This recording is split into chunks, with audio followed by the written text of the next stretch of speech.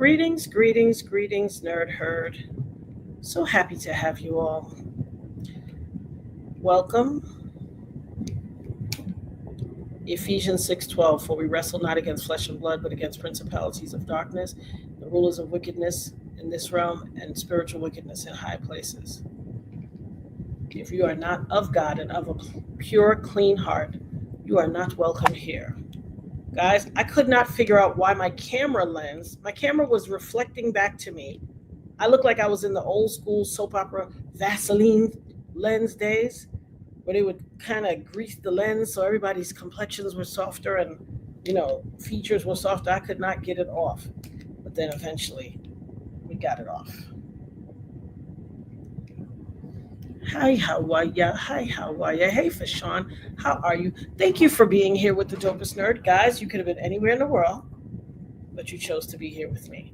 And as you guys see the thumbnail statement, hey, everybody. Shout out to K Leg, the dopest substitute teacher mod in the whole land.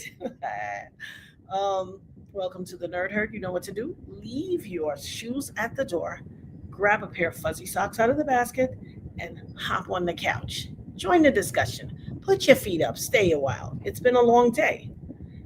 Guys, I know you guys are probably so exhausted. It's such a slow news day in YouTube. The gravy train has ended. What a slow news day. I saw all kinds of stories.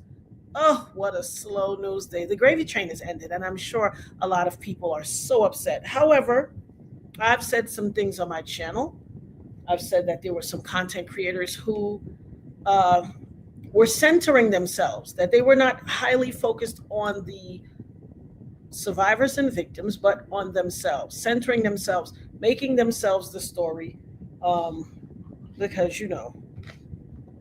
for whatever reason, people do that sort of stuff. Hold on, guys. I'm sorry. Let me get these hairs too, because I can feel them falling forward. I should have done this offline, but it wasn't bugging me at the time. I had my hair up. Please forgive me, guys. I don't typically quaff online, but whatever. Anyway, I digress. Hi guys. Hi Nerd Herd. How are you? I'm going to tell you something that I had a conversation. I'm not going to go too in depth with the conversation, but I was talking to K-Leg, aka substitute teacher mod, aka new sheriff in town, and I said, I don't take any pleasure in being right. I don't take any pleasure in being right about these things that I say to you guys, that I forecast, that I have eyes to see and ears to hear. I take no pleasure in it because I'm not a right fighter. I'm not one of those, see, I told you. I don't really care for the see, I told you, but this has jumped into another realm. It's gotten into a very unpleasant, disturbing realm where it has now reached the level of disrespect, of abuse, and of libel and slander. Not just your run-of-the-mill libel and slander, but I shall talk later about that. We have some guests expected on this episode. So let me roll call.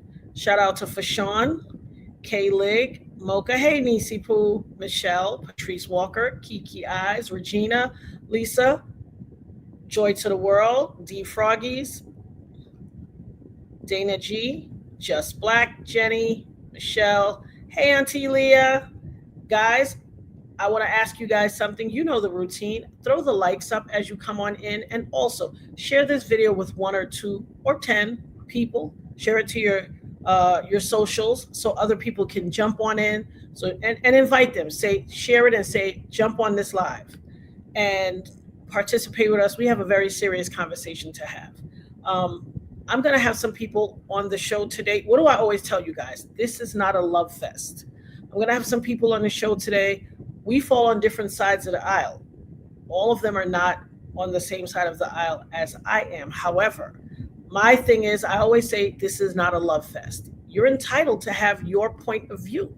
I don't bring people here only who agree with me and are like, oh, I agree with you. So yeah, we can talk. I'm comfortable speaking to people who have a whole different point of view from me. You know why? Because it's not a love fest.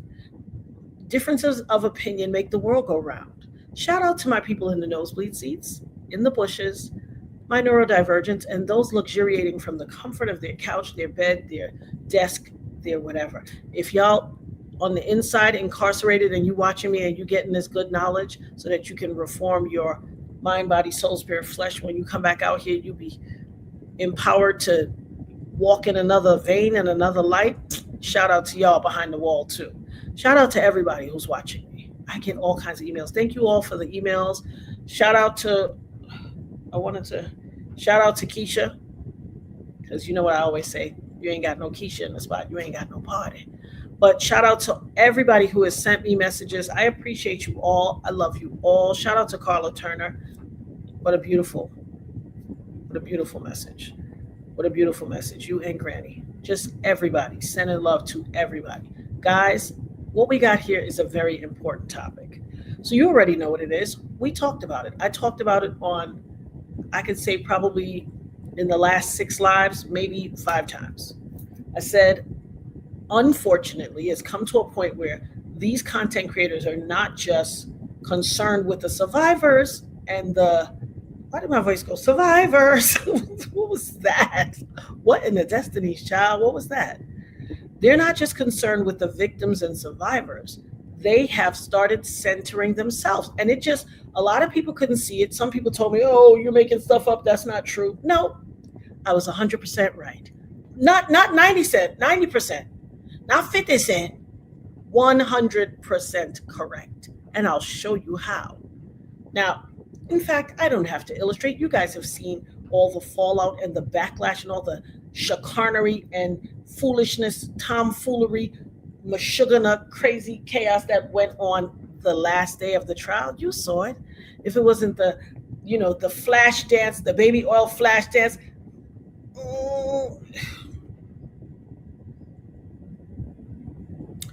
If it wasn't the hecklings and the scream downs and the gaslights and the he and the all of the mayhem that took place outside of the courtroom. But there were things that happened outside of the courtroom that you did not see. But God is so masterful that he will put things in place, a host of little things to lead you to where he needs you to go. On the weekend, God led me to a channel. I don't particularly watch his channel. I have nothing against him. I don't think I've ever watched a full show except for Saturday. I've only seen him in passing or little snippets, or his name was embroiled in all of that stuff some months back. But like I said, I don't have an aversion to him. I just didn't happen to watch his channel. I've seen him. I know who he is. I'm aware of him. But I happened to watch AT2. And it said, is BJ a Karen? And I said, oh, what's going on here? Let me take this in. Now, here's the thing. I only came to be sitting there in front of my TV at that time because shout out to Margie. Hey, Margie. And Joseph Ruffin. How you doing, my love? Thank you, my love. I appreciate that. Thank you ever so kindly. You guys follow suit. Joseph Ruffin said, I just shared your live on my Facebook account and hit the like button too. Thank you, my love. I appreciate you. Shout out to you. Get a gold star tonight, boo. And everybody follows suit. Come on, class. Follow suit. And so I was in the room. I was literally luxuriating on my couch. And then God said, girl, go take that load out the machine and put it in the dryer and take the clothes out the dryer, fold them up and put a new load in and put the stuff in the machine in the dryer. Get up and go do that. And I was kind of luxuriating, and I said, okay, Lord, let me go do it. Because part of being a good steward of the Lord and being a disciple of Christ is doing things with intention. Doing things without having someone which I don't have anybody to tell me what to do because I'm grown, but there's nobody around cracking a whip on me. Like, if I don't do it, It gets done when I'm ready to. But the Most High said, come on, be a good steward of your time, be a good steward of things that you started, finish it. So get up, go get the clothes. So I said, okay, Lord. So normally I would have taken those clothes directly upstairs and folded them. And the good Lord said, go fold them on the couch. So I was like, okay, Lord. I'll go fold them on the couch. And I just went to fold them on the couch. So as I sat on the couch and I'm folding, I said, let me see what's on these YouTube screens. Because I know the gravy train. I heard the chuck wagon. Y'all remember that old thing, chuck wagon? The gravy train attached to the chuck wagon. But the bell was going, ding, ding, ding. It was over. It was dry. You know how somebody, mama make dinner and you get a biscuit with your gravy and you take your biscuit and sap up your gravy? Yeah, I could hear a lot of screech, screech on the plate, sapping up the gravy because the gravy train has dried up. It's over. So I see, is BJ a Karen? And I'm like, well, what happened? What am I missing? Now, mind you, I didn't realize what I was walking into. I didn't realize that this was the offshoot of something that I had seen in passing a couple days before, or a day or so, a couple days before. Hey, honeybee. Hey, cat. So I click on to watch and see what he's talking about, and his stream had already started. And so he's talking to, he's by himself at first, but his chat is interacting with him. And then he starts to tell this story of how BJ got into an argument with some ladies on the line. Now, mind you, let me back this up. Let me give you some backstory. There is a business, I told you guys about it maybe about a few weeks ago, probably a good 2 weeks now. There's a business in New York called line holders, people who will hold your spot in the line. So if you want to go to a good Broadway show and it's sold out, or there's just anything going on in the city because it's so full of tourists and other people participating, a business was created that called line holders. Okay. Absolutely. One of our guests tonight, Lord. Hold on one second, guys. Somebody remind me where I was about the line fellas. Don't let me forget that.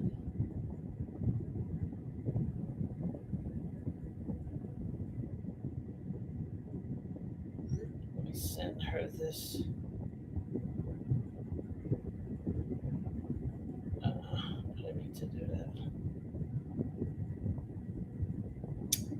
How do I stop this? Okay.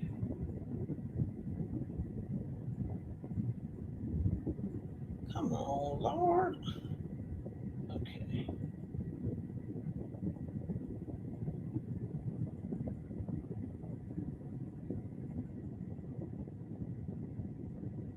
Please forgive me, guys.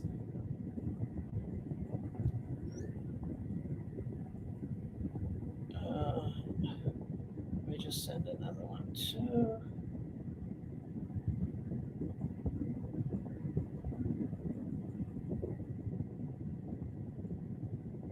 Whenever you're ready.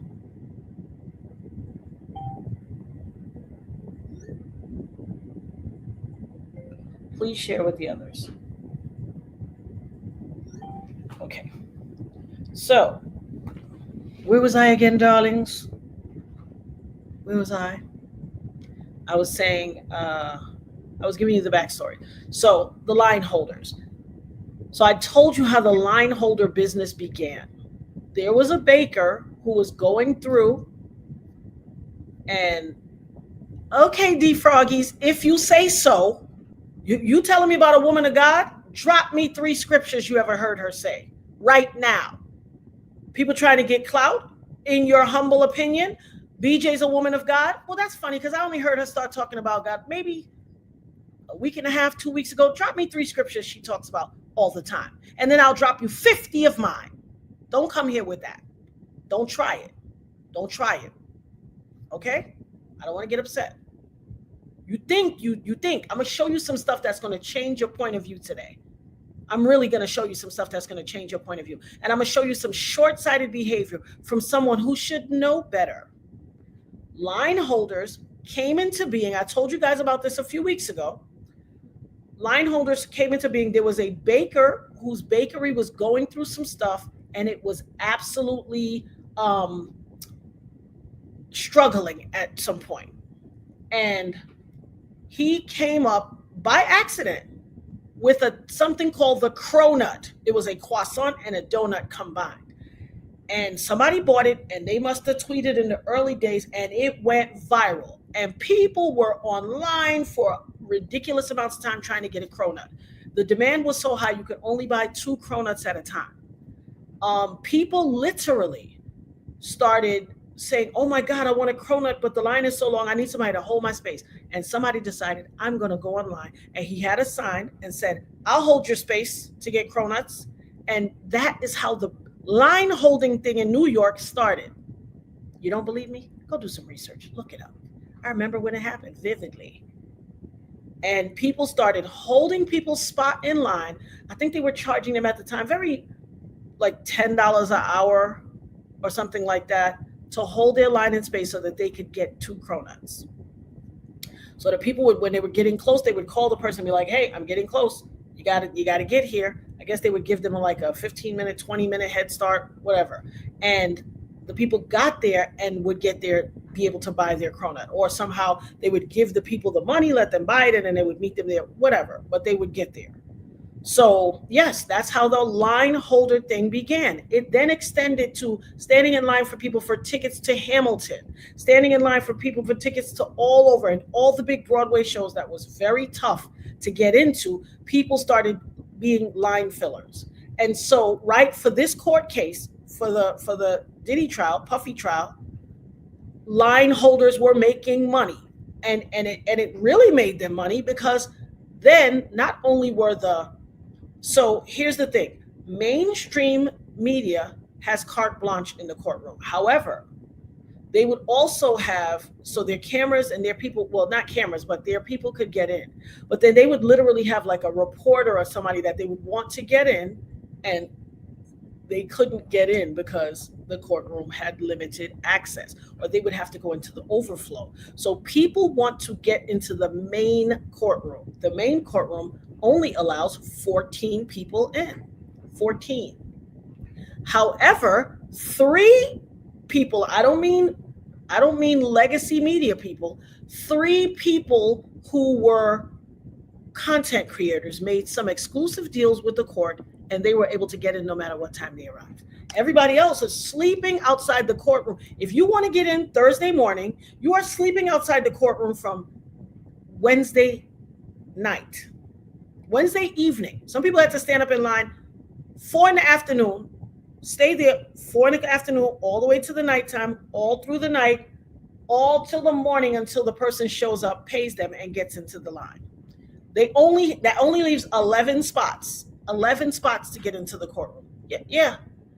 Everybody outside of 11 has to go to the overflow. But people want to get into the main court. Oh yeah. People want to get into the main courtroom. That's the coveted spot.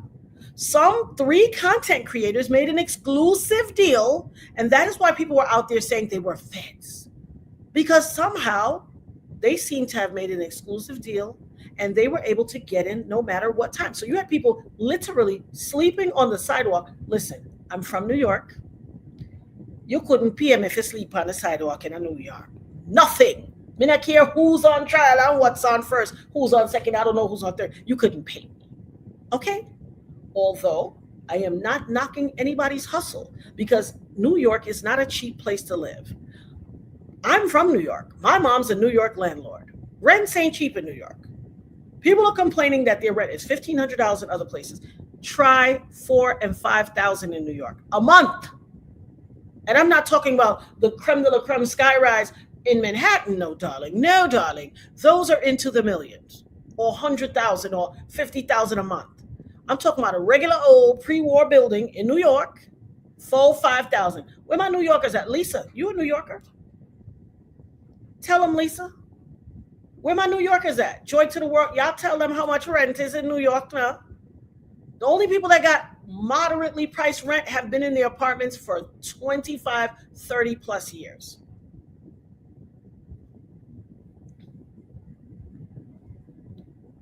Shout out to K-Lig. The views expressed by the Dopest Nerd are protected by First Amendment of the United States Constitution. Okay? Yes, darling. With the Subway Cats, with Pizza Rat. Y'all know who Pizza Rat is? Do you know Pigeon Rat? You know the rat and the pigeon that was fighting? Yes. And the rat dragged the pigeon away into the gate, into the bushes? Yes. You ever seen Pizza Rat? Okay, absolutely lucky to get a 1-bedroom apartment for $1,800 a month. Joy to the World said 1 bedroom for $2,500. Yes, darling. And I'm sure these ladies have been in their apartments for a significant amount of time to be able to be so blessed to get those lovely prices. Okay? That's why I said, who's paying for these content creators to be in New York? Because I'm sure they ran into the 20,000s for their 8-week. They were at 20,000 because I undercut. They said when Legacy Media came in, they all price gouged and ran all the hotel rooms up. So the hotel rooms were exorbitantly priced. Not the little 300 we quoted, 6 and something a day for a moderate room.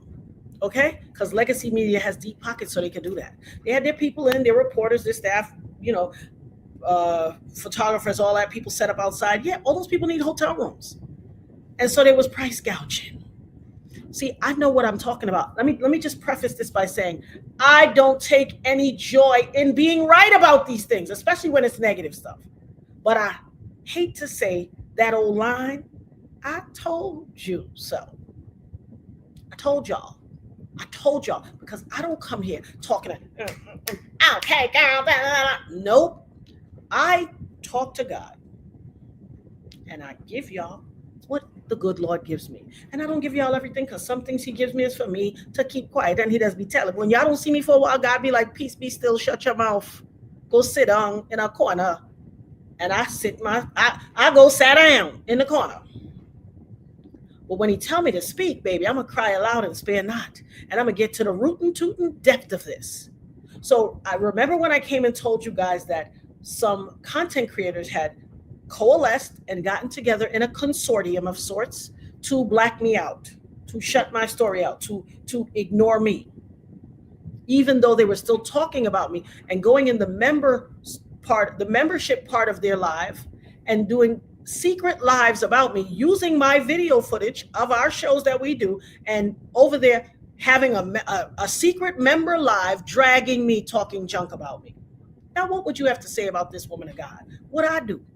What have I done to anybody but call a spade, cry aloud and spare not, speak truth to power, because I wrestle not against flesh and blood, but against principalities of darkness, the rulers of wickedness in this realm and spiritual wickedness in high places. I haven't done anything to anyone. See, I minded my business, but I got shot in the face by the demon, by the devil himself. And so that's why I'm here, because I have taken up arms with God to fight the good fight against wickedness. Thank you, Barbara. Let me highlight. Okay, before I highlight yours. Honeybee said affordable housing is only $2,600 to $3,600 a month right up the road for me. And then let me put. Oh, sorry, wrong one. How can the average person live in New York? Well, thank you, Barbara. That is a phenomenal. You get a gold star, and let me tell you why. That harkens into what I have said today, why we're here today. How can a regular person live in New York? What about, we know they're single. K-Lig said, throw some carrots in the chat if you're excited about your Monday night Nerd Herd gathering. Oh, one of our guests is here, guys. One of our guests is here. I'm going to bring you right up, channel. Give me 1 second. The statement that Barbara made, how can an average person live in New York? You're right. They have to find very creative ways. They have to hustle, work hard, because you can't even slip in New York. You might live in some podunk town where you could be like, you know what? I'm a little tired. I'm going to take a break. And you could sit around and not do nothing. But baby, if you live in New York, you're going to get up and go make those donuts, because ain't nobody coming to save you. Okay? Nobody.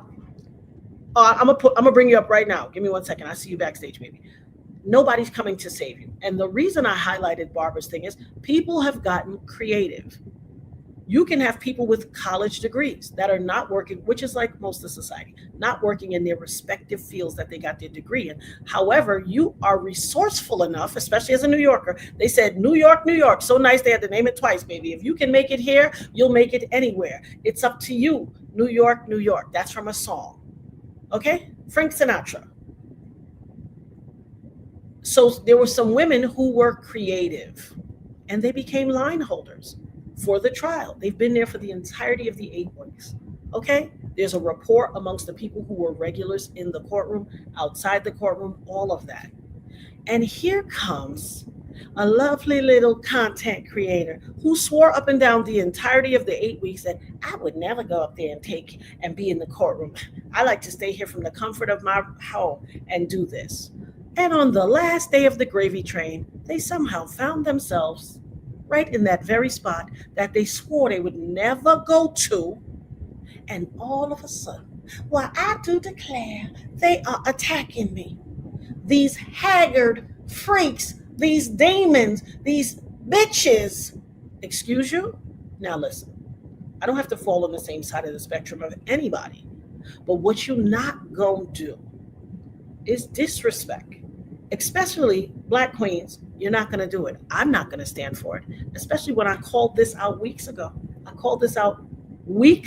told y'all they're grifting. They got main character syndrome and they're making it about themselves. And so later on in this live, we will discuss that later on. Right now, I'm bringing up a queen to tell us about what her experiences were as a conscientious observer in the courtroom. Please welcome to the stage, Miss Chenoa can cook. Doing? I'm wonderful, my love. How you doing? I'm doing pretty good. I'm doing okay. And tell me if I'm pronouncing it right, Chenoa or Chenoa? No, Chenoa. Chenoa, yeah. Guys. You know, I'm a stickler for the pronunciation because I get called everything but child of God, don't there? Like crazy, so I'm big on pronunciation.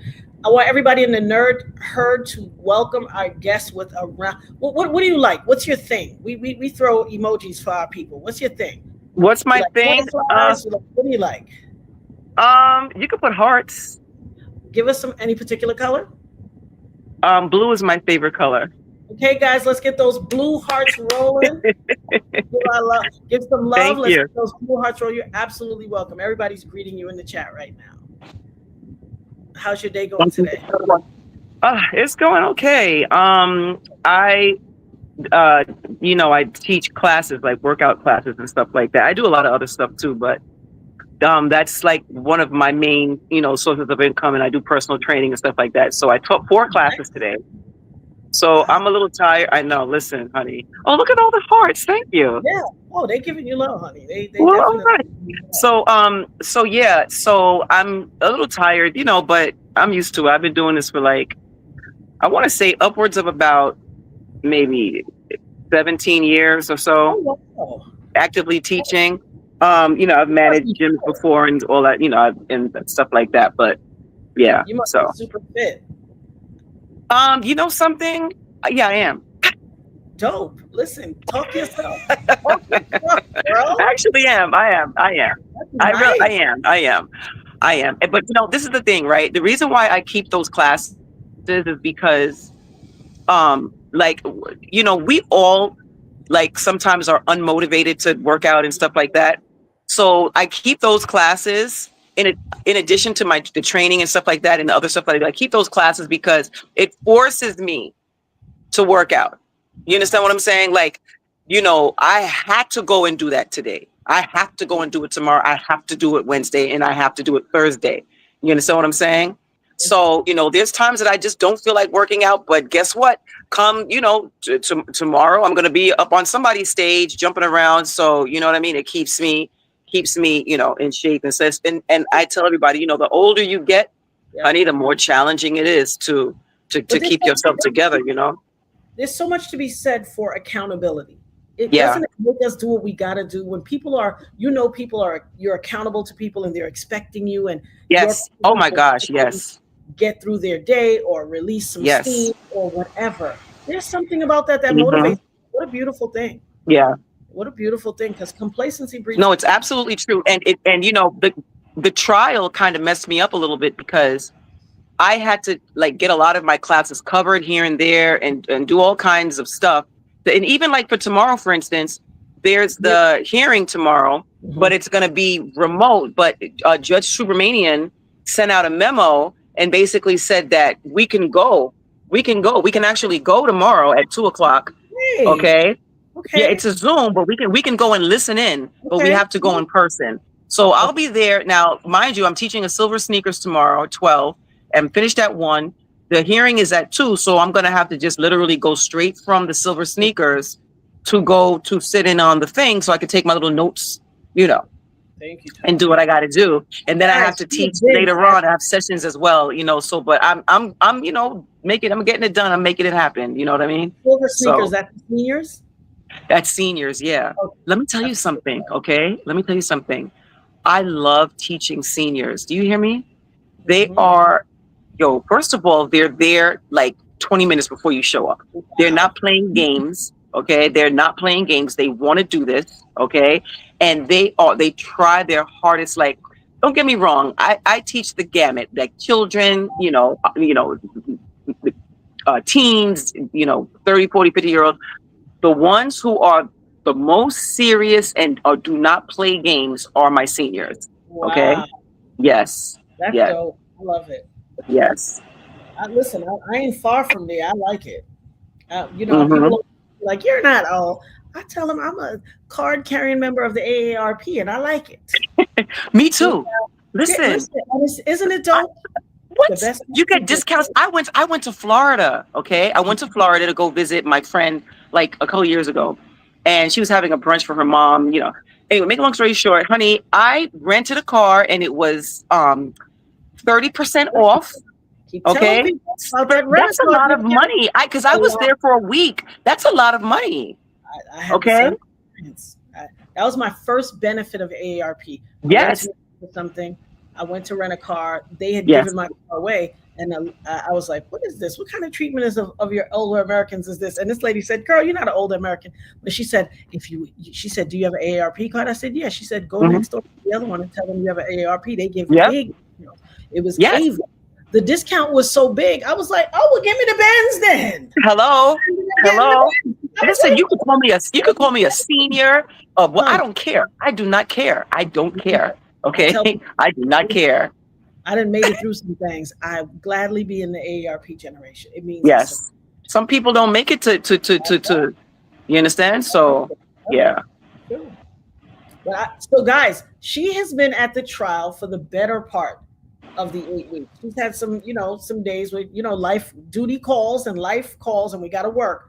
But she has been on the ground, boots on the ground in the courtroom, firsthand conscientious observer of everything. And so I want her to be able to share to you guys what the feeling was in the courtroom, what she observed, what does she think for the sentencing and just all of those things. If you guys have questions, by all means, drop your questions in the chat so I can ask her your questions.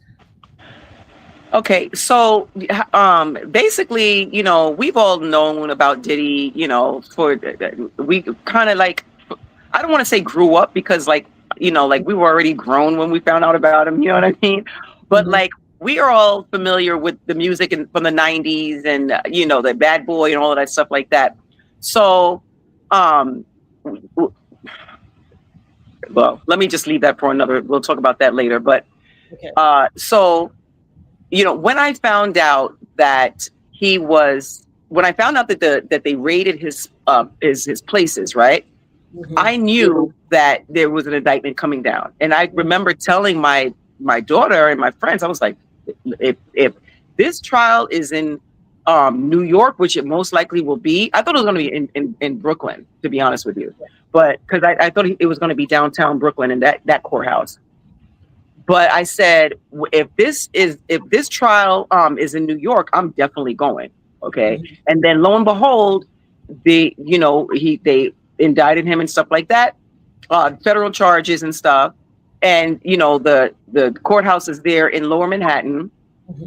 And I went, look, I had to go.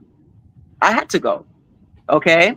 this is definitely history being made. Like, Absolutely. we haven't seen anything like this in forever. Okay. You know, what the last thing that we had that was of this magnitude was like OJ, right? I mean, OJ I was could be wrong.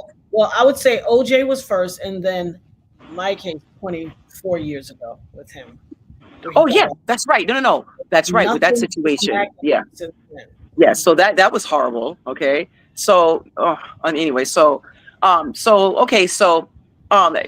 the first day I went was the day that Cassie was taking the stand. Okay, now I didn't go for jury selection. Not like I didn't want to go. It's Mhm. just that I knew I was gonna have to take off so many days. It's just like, And you wanted to let me get just premium. let me just go on the day that she's testifying. Okay, so I went that day. That day I got there at 2 o'clock in the morning. Wow. Okay. I got there at 2 a.m. and I was there. When I got there, I pulled up in an Uber. Okay. Mhm. Listen to me. There were 55 people in front of me My the day God. that I got there at 2 a.m. 2 My God. a.m. You said I 55 got people in front of me. 55. Wow. I already knew what to expect because Mhm. I had seen other content creators, you know, I don't know if I call myself a content creator, but whatever you want to call me. So I'd seen other, you know, YouTubers and stuff like that, um, you know, during the jury selection process say that they had gone up there at about 4 o'clock in the morning. So I was like, okay, well, if Cassie's testifying, let me carry my tail up there at 2 a.m. I thought I was really doing my big one, honey. I just knew I was going to get into that main courtroom. No, honey, there was 55 people in front of me. Okay. So I took my blanket out, laid it down on the floor. Okay. And I was sitting on my blanket. I had my laptop. I had all kinds of stuff with me. I had too much stuff with me. Mhm. So I'm there. Guess who pulls up like about 10 minutes after I sat down? Armand Wiggins. Wow. Armand Wiggins pulled up in a lift. Okay. And he did this, you know, took the same thing, got out. He looked annoyed. I think he thought that there were going to be less people on that line, honey, because he had been there the previous week, I think, for a couple of days of the jury selection. So he had been getting there at about 4 o'clock or something like that. So that's how I kind of like thought that me being there at 2 was going to really do something. Mhm. So he laid his blanket out and he just kind of like laid down and like literally just laid down and I guess tried to go to sleep, but he didn't really end up sleeping. I tried to get a little sleep in. You can't. You're on the street. It's Yeah. New York. It's loud as hell. Mhm. At that hour of the morning, it's still loud. There's still mad stuff going on. Okay. You know what they say about New York, the city that never sleeps. It literally never sleeps. The people coming from the bar, people walking up and down the freaking road. Like, it's just crazy. So after that, you know, eventually the sunlight came up and stuff like that. And what happened was there was a gentleman who was further up in the front of the line. Okay. And he actually had brought his nephew with him. So the nephew left and relinquished his spot, and then he let Armand come and take that spot. So that was the end of me and Armand's sort of, you know, thing there. That was, you know, so, but he was still there all the time, but I didn't really interact with him after that, you know, at all. So he was able to get into that main courtroom that day. So that's just pretty much how it was. Now, as far as the line and stuff like that, there are 14 people who are supposed to be allowed to get into the courtroom. And I'm talking about 14 regular people. Okay. The public. There are about, if I'm not mistaken, it's either 21 or 24 members of the press. And I'm talking about like NBC, CNN, MSNBC, like that type of media. Okay. Yeah. Those people are guaranteed that 20 something people are guaranteed to be in the main courtroom, point blank, period, full stop. Okay. This is where the problem came in. Okay. Now, remember, I told you it's supposed to be 14 members of like the public. Okay. There are 3 people who were allowed to get into the courthouse because it wasn't like this the whole time. It's several weeks had passed, and then they made it so that it was 3 people who just automatically were going to be able to get into the courtroom. So that number went from 14 to 11. Okay. Now, I recently found out the reason why they did it like that. I recently found out the reason why. Okay. And, you know, a lot of it had to do with, you know, some of the shenanigans that were going on at the courthouse. And a couple of the larger content creators were definitely, I'm not going to say that they were in immediate danger, but it was getting kind of dicey up there. Okay. So what happened was they gave them the opportunity to sort of apply to be able to just get in regardless. Okay. And that's sort of how that happened. You know, do I completely agree with that? I don't know if I do. Okay. But, you know, it is what it is. And that's how it was. Now, luckily, the day that I got into the main courtroom, right, I was under the impression that we needed 14 people. No, honey, when I got up there, it was a couple of hours, and Dennis Byron, I don't know if you guys know who that is. Dennis Byron came, and the day that I got into the main courtroom, I was there at 11:30 p.m. on Thursday evening. To get into the main courtroom Friday Yes. morning. Wow. Okay, well, it was Thursday evening to get in and Friday morning, okay? 11:30 p.m. Now, listen to me. I had been going up there, you know, I'd been getting up there at about 9 o'clock, you know, a little bit after 9 for the court and stuff like that, because sometimes they would start a little bit late.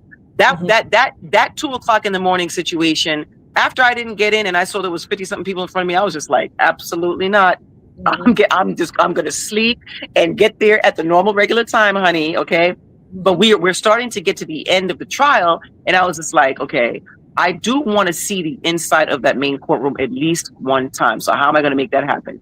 Got there at 11:30, did the blanket thing. You know, obviously, like I said before, you can't really sleep. I did get a little bit of a twilight sleep for maybe 30 minutes. Then you see beetles and rats, and not rats. I don't want to exaggerate, but I did see a couple of beetles crawling around. I was just like, oh, hell no. Let me get up. Okay. Let me get up. Listen to me. Okay. So now let me tell you this. I'm going to tell you this.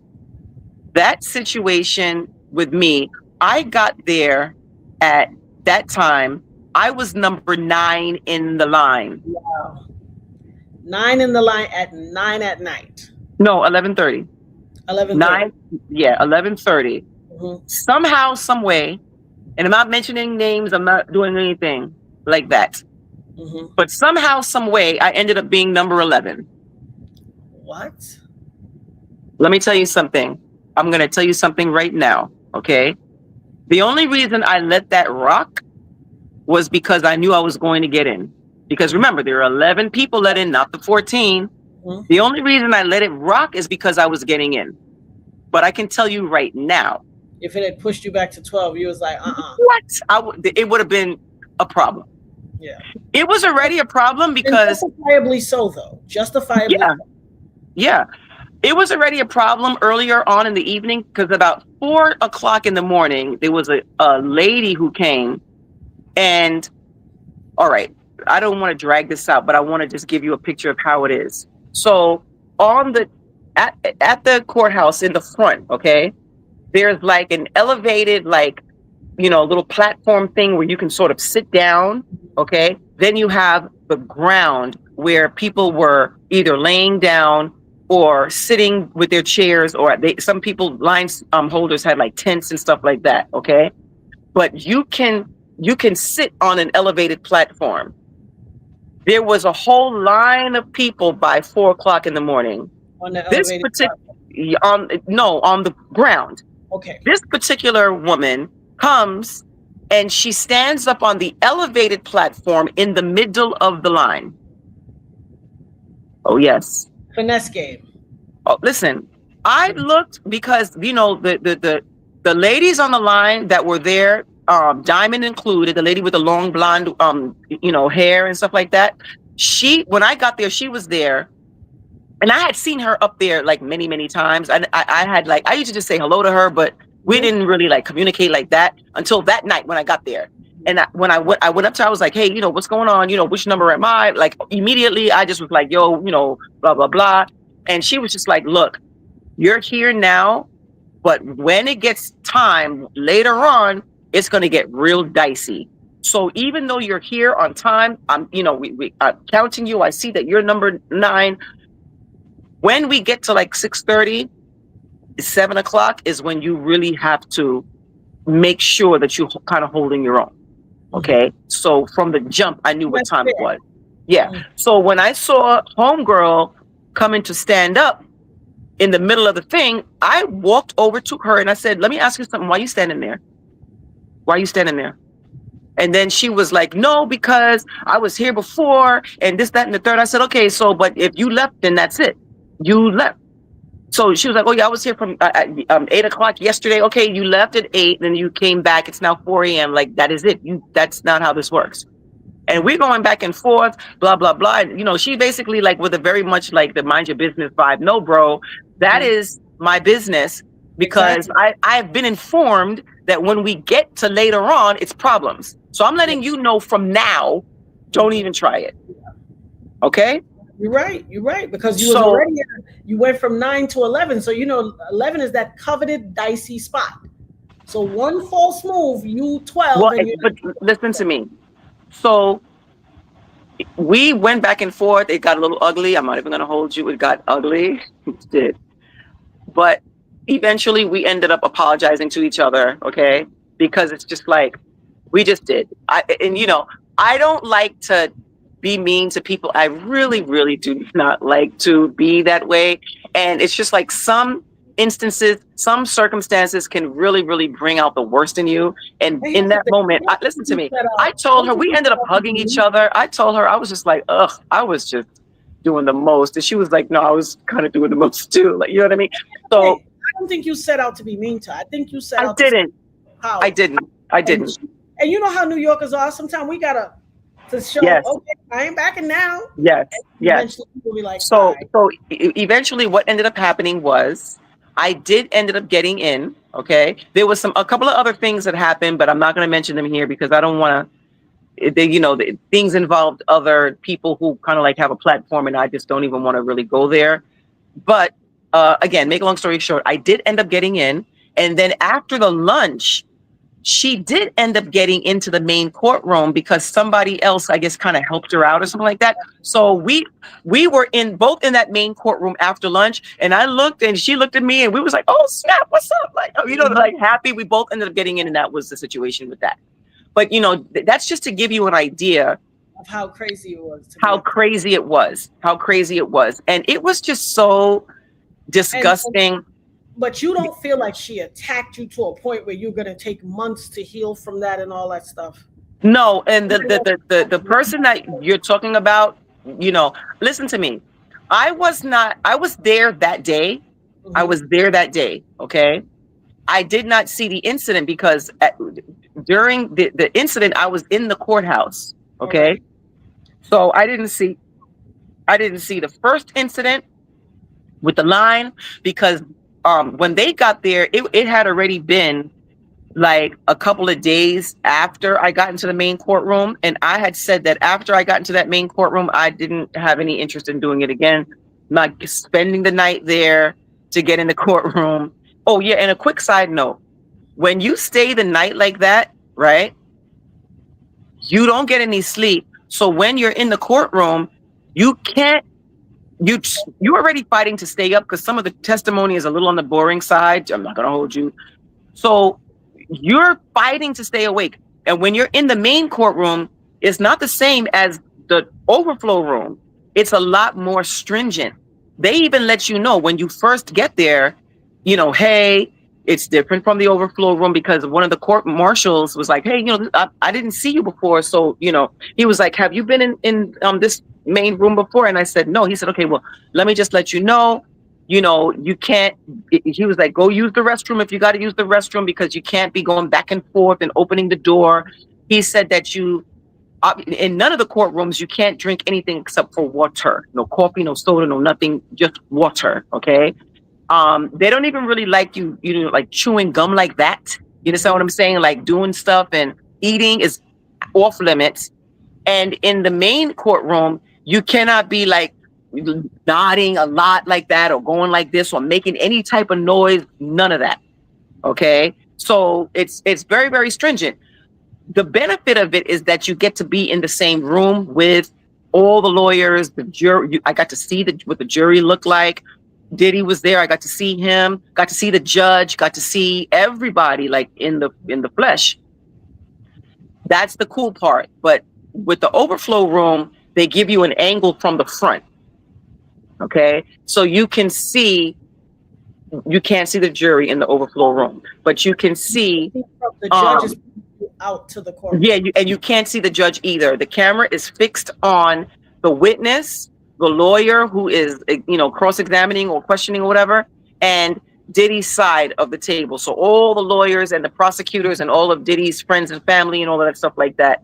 That's who you can see in the overflow room, which is fine because I like to see someone's face. Mm-hmm. You know what I mean? I can see when he was making grimaces or laughing or writing notes or passing notes or doing, you could see all of that. You know what I mean? So, I lost my train of thought. What was I saying before? You were telling us how it was. So by contrast, the overflow room was more relaxed and people could be. It was more relaxed. Okay. Yeah. So, I was actually thinking about the situation with BJ.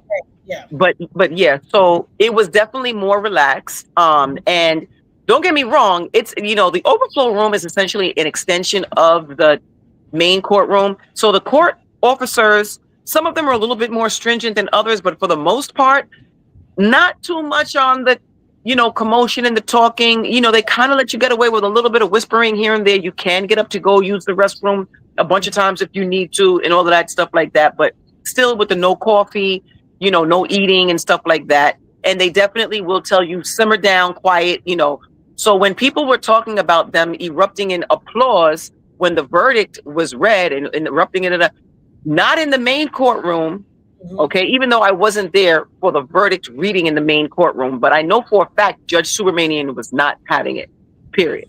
Okay. Now in the overflow rooms, I'm sure it was, and this is the other thing. When Mark Agnifilo gave that was the day that I was there, Mark Agnifilo gave his closing argument.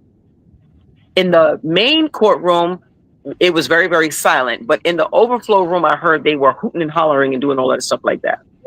Wow. Okay. Yeah. And there, and in the beginning, there were some Diddy supporters in the beginning. But as the days and weeks progressed, the Diddy supporters just completely I don't want to say overpowered, but it seemed like there were a lot more Diddy supporters than there were in the beginning, more than were not. You understand what I'm saying? And listen to me. What do you attribute that to? I attribute that to some of it is organic, absolutely, but I think some of it was manufactured. Okay. I just think that that this is my opinion. Because I'm not stupid. Mm-hmm. Okay. And that's just my opinion. But as far as the situation that happened with the woman BJ, right? Like I said, I was not privy to, I wasn't outside in the morning when she had the issue with the line. But what I was told was she was number 12. Like she was number 12. Yeah. Okay. She was number 12. Now, remember, I don't know if she still had the number 14 in her head. That number 14 was a wrap like at least 2 weeks before. Not 2 weeks, I'm sorry. Maybe about 2 weeks. Yeah, like about 2 weeks before she even decided to come. That number 11 was the cutoff. So I think she's probably she probably heard 14. Like I thought it was 14 too until I got there and saw in person that number 11 was the cutoff. Okay. She was there with her husband. And, she seemed all right. She was just there. But what I heard was that there was an incident in the cafeteria where someone had a legal document and she was looking at the legal document and there was someone else that wanted to read the document. And she was very much like, well, you can't understand it anyway type of situation, right? And then this document was snatched from her. This is what I'm hearing, okay? Now, Well, I heard that somebody named Amir was reading it. who? Amir. I don't know if that's her fiance or whatever. I think that might be her husband. I mean, her fiance. Yeah. Okay. Reading it, and then she said. So do not quote me on this, because remember, I was not present in that moment to see it firsthand. Okay, but this is just what I heard. And she made a comment, something to the effect of, "Well, y'all can't understand it anyway." Something like that. Y'all can't understand it anyway. I heard whatchamacallit talking on AT2, and she said they can't read it anyway. Right, they can't read it anyway. Now, here's the thing. You could make the argument that she meant, because I don't, listen to me, as much as I, listen, as much as I, I'm always going to stand up for Black women. Yeah, period. Okay. However, in that moment, I don't think that, I would think that she meant that you don't understand like legalese. You understand what I'm saying? Like, because clearly, who can't read? You understand what I'm saying? Celebrity Wanderlust too. She said she's a legal secretary, and so she thought BJ meant legalese, and so she's like, "Oh, they read the documents all the time. They can read." And she was like, "Oh, please, they can't read this," and double down on it. Well, this is the thing. Her saying that, please, they can't read this, sort of denotes to what it denotes to me is that she doesn't believe that they have a legal background, because capacity to understand it. They've have the capacity to understand it. Because here's the thing, you don't even really need to be a lawyer to understand a lot of these things, like to really be, you know what I'm saying? And I'm not saying that I'm anything, but I've seen so many legal documents since I've been following this thing, and it's just like, it's not really that serious, but okay, you know what I'm saying? But we're all adults, and we've all gone to school. So we've all gone to school. Legalese or just basic reading. The statement was facetious and gaslighting. And dismissive and gross. Okay. But let me tell you what I really did not like. Okay. And I can speak on this because this is now the information everyone knows, right? I did not like the way she posted those two ladies. Okay. I'm going to tell you something right now. Have you seen updated pictures? Yes. So you saw would they have the devil thing like that? Disgusting. That's disgusting. Let me tell you something, okay? Those two ladies, the first one, the Lady Diamond, I told you I saw her there when I went to go on the line and stuff like that, right? When I tell you this woman is so sweet, she is so nice, okay? Like, I liked her so much. She was trying to keep order. She would make sure that she was not trying to be dishonest. She would be there like, no, this person was here, that person was there, blah, blah, blah, okay? She was not trying to be dishonest or whatever, because at the end of the day, a lot of the days, from what I understand, and the day that I was there, she was like number 3 in the line. She's like number 3, okay? So, she definitely sold her space a couple of times. I know that, I think the day that I was there, she sold her space that day, but she went into that main courtroom a few times. And even towards the end, that last day, she was in the main courtroom that last day. I hear that she has made a business of it, and that's what good for her. Because it's not for the faint of heart being out there like that. I can tell you that right now. Okay.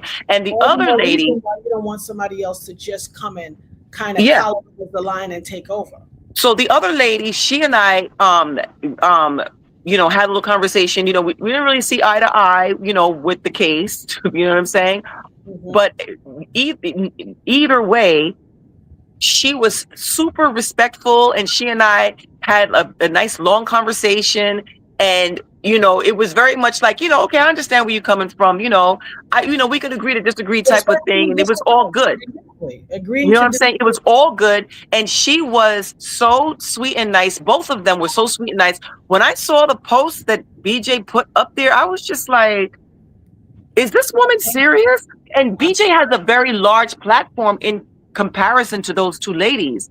That's bullying to me. That's literal bullying. Okay. Listen to me. It is past bullying. It is, you are an attorney. What you have done by putting their faces up there, Yeah. calling them haggard freaks, Right. bitches, Mhm. demons, lunatics, that is libel and slander. You were at Mhm. a courthouse. You made a false allegation that these Mhm. people attacked you. You Yep. said in writing, which is libel, Yep.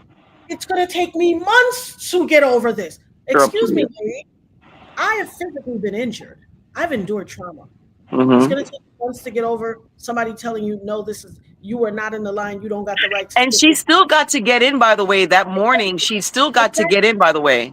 And trust me, I spoke to someone firsthand that was standing right there when the incident happened and told me Mhm. then she was very sassy girl, and I'm only telling you, Mhm. girl. Mhm. What a black, I had a white person tell me she was talking with a black scent, Mhm. going outside of the call of duty and what is okay, and Yeah. then batting her eyes at the court officers. Mhm. Trying to target me and attack me, Yeah, I don't Lilo. like that. I don't And like then that. straight up Karen, damsel in distress. That's inappropriate. I don't It care really what is. I don't care what side of the aisle you fall on, whether you believe he's innocent, guilty, Mhm. or you're in the middle. Right. I don't care about that. What I have a Mhm. problem with is centering yourself, attacking people, coming Mhm. to disrupt the normalcy of something that is an ecosystem that existed for 2 months prior Before to you your got arrival. there, miss. You came on the final day of the gravy train because you knew it was Mhm. and needed a new grift. Mhm. And with this whole they're attacking me, I don't like it. I don't like Mhm. it. At least the which is, how dare you call two grown educated women who Mhm. have made a business of the line holding business. They said she did the Trump trial as well. How Mhm. dare you She did. come She when they did. have an ecosystem and center yourself to a degree where you're now going to play the they've attacked me. Well, Mhm. well, I'll be a monkey's uncle. Somebody help me. And no.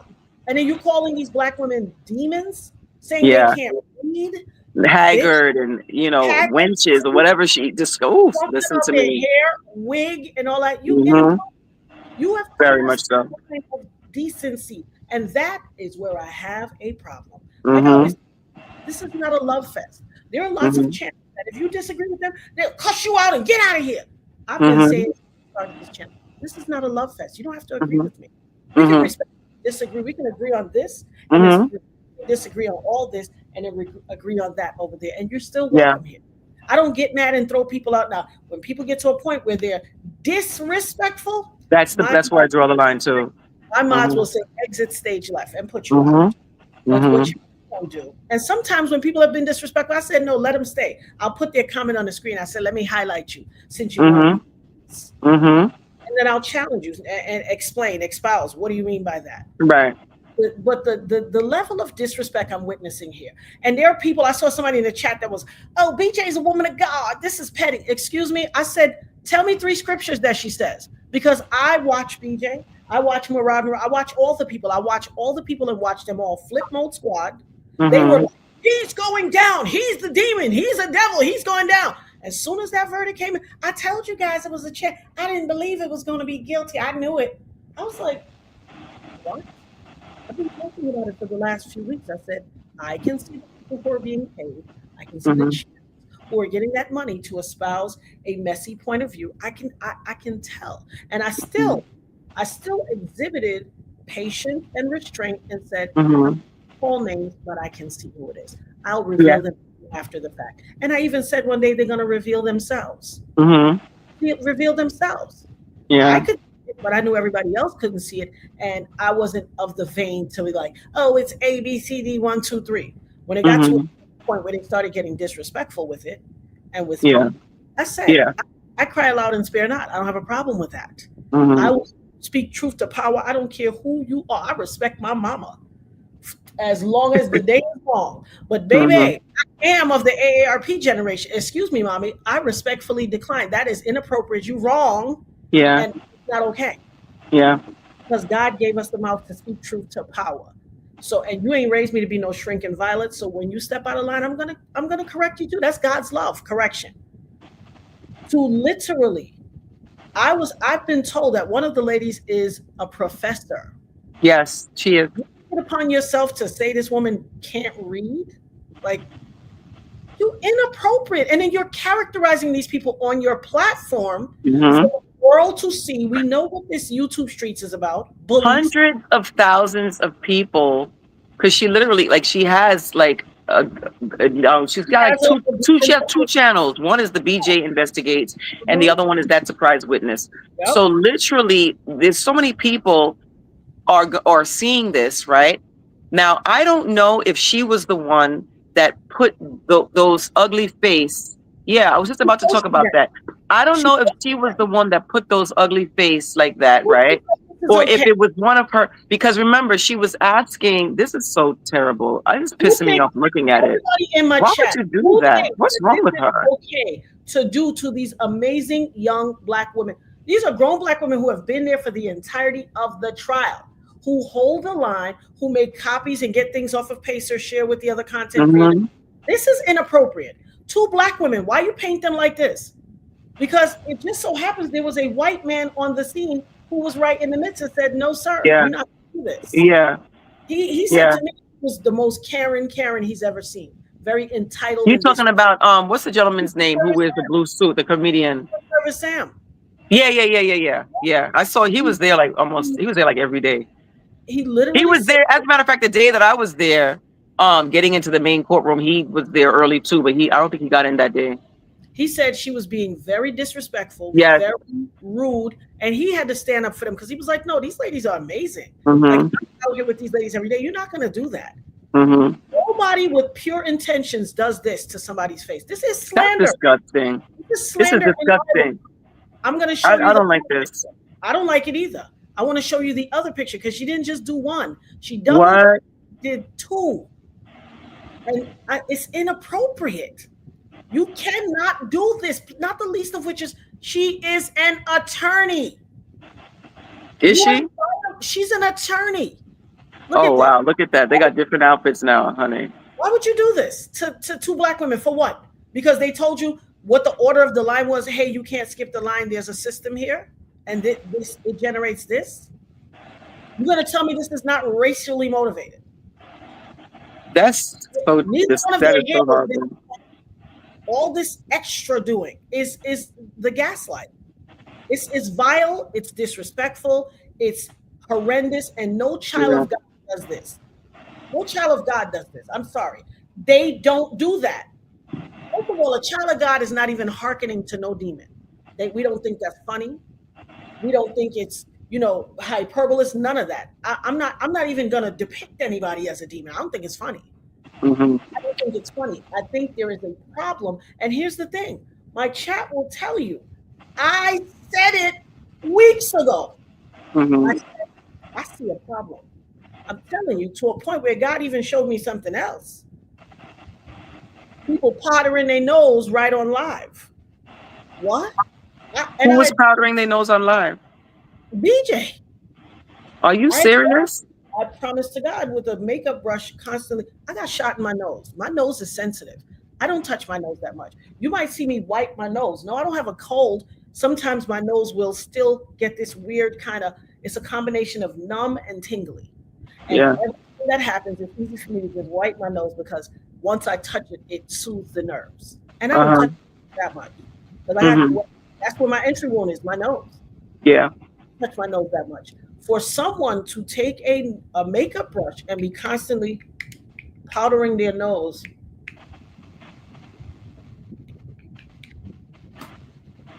I noticed her. I just thought that she was just doing her makeup, child. I wasn't really paying attention. I didn't even think that. Full beat. One day I was sitting on the couch and God said, "You don't see that in front of you?" And I was, what? He's like, "Look closely." Wow. What? That's crazy. And then I noticed the frequency with which she seemed like she was, what? Listen, K-Leg, please put the disclaimer in the chat. Let me put it up on. I was gonna say, you gotta be careful, girl. You got a whole system here, girl. I remind folks every day of my First Amendment right, my inalienable right to free speech. I'm a legal expert. Wait till you get to really get into my channel. Okay. I don't no room for. Mm-mm, mm-mm. I don't like it though. I Mm-hmm. don't. I tell you, I stand firmly on God. What I don't tolerate against you, me, or anybody else is disrespect. Mm-hmm. And here's why I know it was a fact. What I said. Okay. Put my disclaimer up first. The views expressed by the dopest nerd are protected by the First Amendment right of the United States Constitution. Thank you, my love. Here's what Okay. I got a whole litany of them, baby. I don't. I can come to play. I came to stay because I'm doing my father. I'm here about my father's business, and I'm not going to Mm-hmm.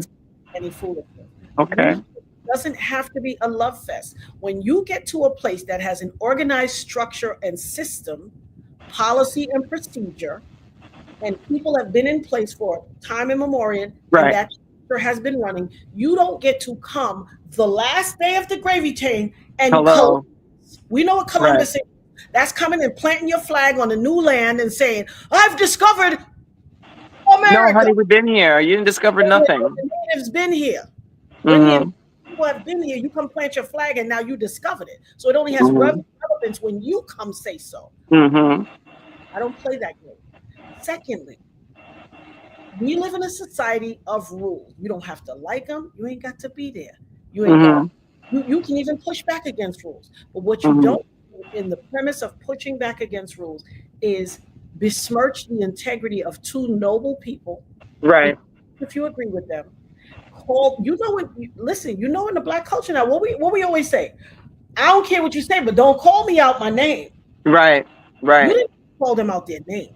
You called Mm-hmm. them haggard freaks wearing wigs and lashes, lunatics, demons. You as a matter of fact, let's read the copy together. Mm-hmm.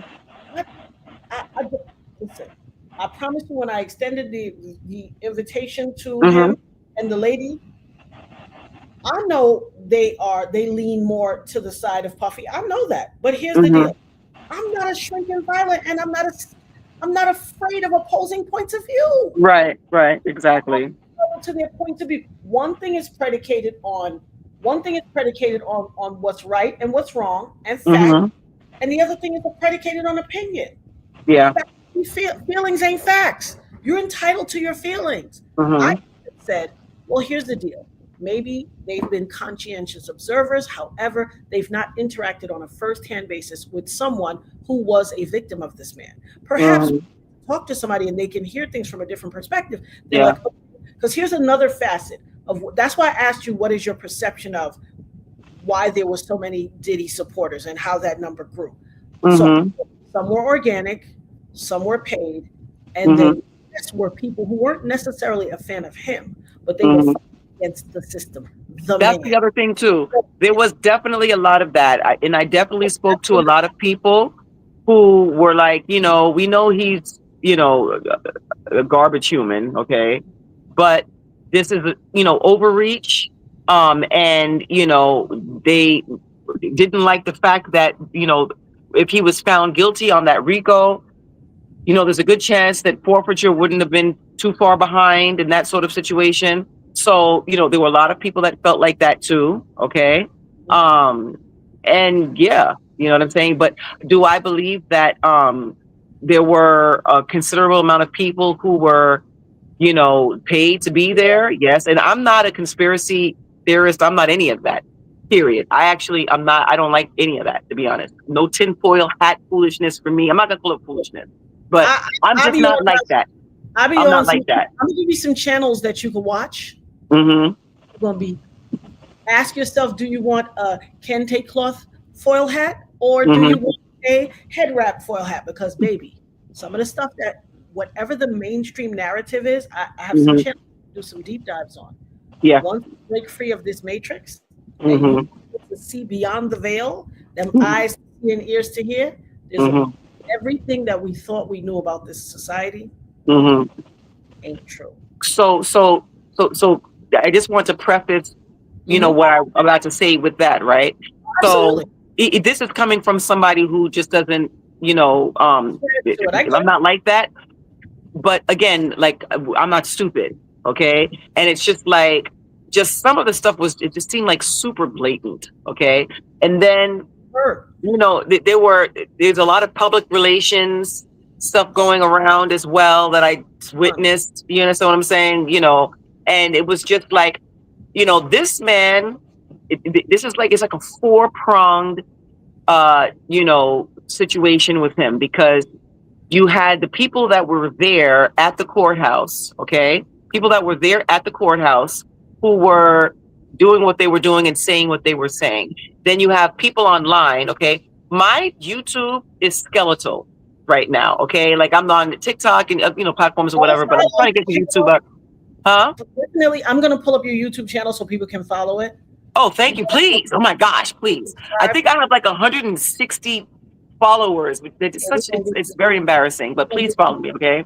No, it's not embarrassing. Here it is. It's a process. Everybody starts somewhere, right? So yeah, so you guys can get into the ground floor, okay? Get on the ground floor, guys. Hey, okay. So, but this is the thing. I'm gonna tell you what happened. So I went live, right? I was been going live on my TikTok, which kind of like I started at my TikTok at like maybe at 1K. I'm like at 30. Huh? Did I find you on TikTok or IG? You found me on TikTok. Yeah. So I was at like 1K when I started. And I started very late, like towards the very end, and I'm at like 3,500 at my TikTok. Yeah, and this is literally at the very end. So if I would have like really done this from the beginning and like really went live and stuff, it would have been another story. But anyway, make a long story short, I went on live one time from YouTube. Okay, I had one person in the chat when I went live. I had one person in the chat. After as I had put the hashtag DIDDY Trail. Don't you know, like maybe like 4 or 5 minutes in, all of a sudden I had like 20 people in the chat leaving complimentary comments about him and stuff like that. I was like, where did these people come from? User MJ329, such and such, free Diddy. And I'm just like, yo, this can't be this obvious. Like, are y'all serious? Like, crazy. Mad butt farms. Mm-hmm. This is okay. So you have it from there, and then the certain blogs. We got a client we got a subscriber that wants to come to your classes. Okay, are they? If they're in Brooklyn, they can come. Yeah, she's in New York. She wants to come. She's okay. Yeah, so she's more than welcome to come. She can definitely. I can get her a guest pass for her to try my class out at one. I teach out of Crunch and I teach out of Harbor Fitness too. Harbor Fitness is exclusively Brooklyn, and I'm at Crunch at the Crown Heights location. Okay, hey, that's where I'm from, Crown Heights. Crown Heights. Let me read this. This is directly from BJ's page. So, like I said to everybody, I said the trial is going to be over soon. What's going to be gravy train is drying up. What's going to be the new grift? This is not a grift. Now, mind you, she explained to you what the line situation was. The line situation. Desert Druzy, I don't know if you popped in late, but you might want to do the replay game. The line situation was what it was. It was a limited amount of people to come on the line and all of that. Listen to this post. All they had was an exchange of words about who was in what position, and let's preface it by telling you how the line system started. There was a guy named Michael who was on the line, who had been there online asleep since Saturday, I heard, or whatever, or Sunday or something, to sit there in the room. Yeah, so he's a photographer. Exactly, he's a photographer. He was number 11 in the line. Yeah. He had photography equipment that he needed to go put in the car, and so they told him, go ahead, put your stuff in the car, we will hold your spot. That is when BJ arrived and decided she was going to get his spot. Yeah. She didn't organically get in the courthouse. She conspired against this. Is the guy, what is he, black, white, Spanish, what? No, he's black, if I'm not mistaken. She did not get into the courtroom organically. She decided, I see the okie doke. I'm going to steal his spot to ensure that I get in. That's a problem. There has to be integrity. You're an attorney. Where is your effing integrity? I mean, first, you're human, but you're an attorney. So you should have some integrity. You knew that this man was in the line. The people established. Hey, Michael, go put your cameras in the car. We got your spot. Hurry up and get back so you can get in. The minute Right. she was an opportunity, she created this whole grift narrative. They're Mm-hmm. attacking me. I was targeted and all this Mm-hmm. to defraud a black. Now, how many black men have suffered at the hand of some white chicks lie? Emmett Till and countless other people, to name a few. Yes. And I'm not Yes. racist because y'all be on my channel and y'all know how I get down. I am a Let me woman. let me tell you something. I told this to somebody. I believe that this is just because, remember, this whole situation with the Diddy trial and stuff like that, people made a cute coin off of this, Oh, and it was yes. the biggest thing. So, I feel like this is just an attempt to like just Bring it along. find more. Can you turn Oh, that go off for ahead. me, please? Thank you. It was an excuse to find to get more content out of the Diddy situation, in my opinion. That's That's just what what I'm I saying. believe. You The understand what grift, I'm saying? And like, the just new to gravy. extend it and to create more drama because she's, she said something about, oh, it might take months for me to do It take such and me such, months to get over this. months to Really? get over it. So that means every day you can make It's gonna take more you months. nasty photos Yes. and have your followers engaging, and now you can really milk this thing. Yes. Gross It's gonna take you behavior. months to get over you stealing a guy, lying on a guy and stealing his spot in the line after this Mm-hmm. man's outside for days to be in that final courtroom. Mm-hmm. It's gonna take you months to get over stealing his spot. And Right. then listen, it took I don't want to, I hate to have to hearken to his race, but it took a Mm-hmm. man with integrity, Secret Service Sam, a white man, to say Yeah. she is the most Karen, entitled Karen he has ever experienced. Mm-hmm. That she literally is the bully and was starting all of the drama and then batting her eyes at the court officers. Oh, Mm-hmm. Yo, my help me. They're attacking me. These staggered streets with all the weave. What has somebody's hair got to do with if you feel attacked? What does that Right. have to do with anything? That is so crazy. All of that is the problem. And outside of what happened in the trial, the outcome, found not guilty on 3, guilty on 2, all of that notwithstanding, I don't like this. So I'm going to read her post. Yeah. Show y'all the grift. I told y'all about this weeks ago. Tell me where the woman of God is in this. Okay. To everyone asking if I'm okay, I'm getting there. But yesterday, I definitely was not. And I will be recovering for a while.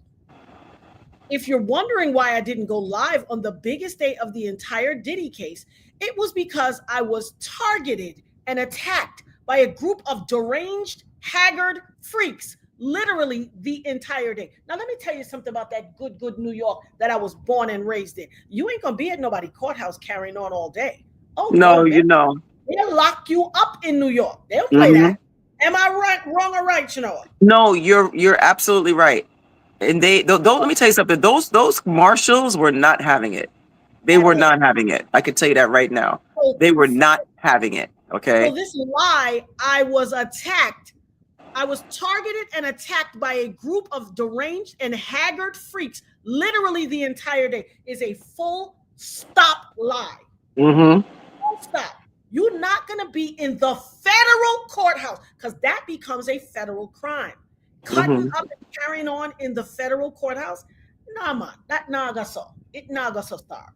I don't like the lie. I don't like the lie. Stand on business and stand on truth. If you're speaking, your truth doesn't need a Gucci jacket. Right. You don't need no embellishment. Just stand on facts.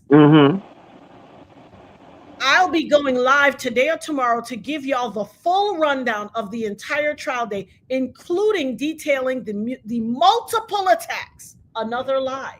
Full stop. Girl, you had an incident in the morning on the line, and then one more later when you acted stink, and then that was literally it. Accused Black women of not being able to read. Yeah.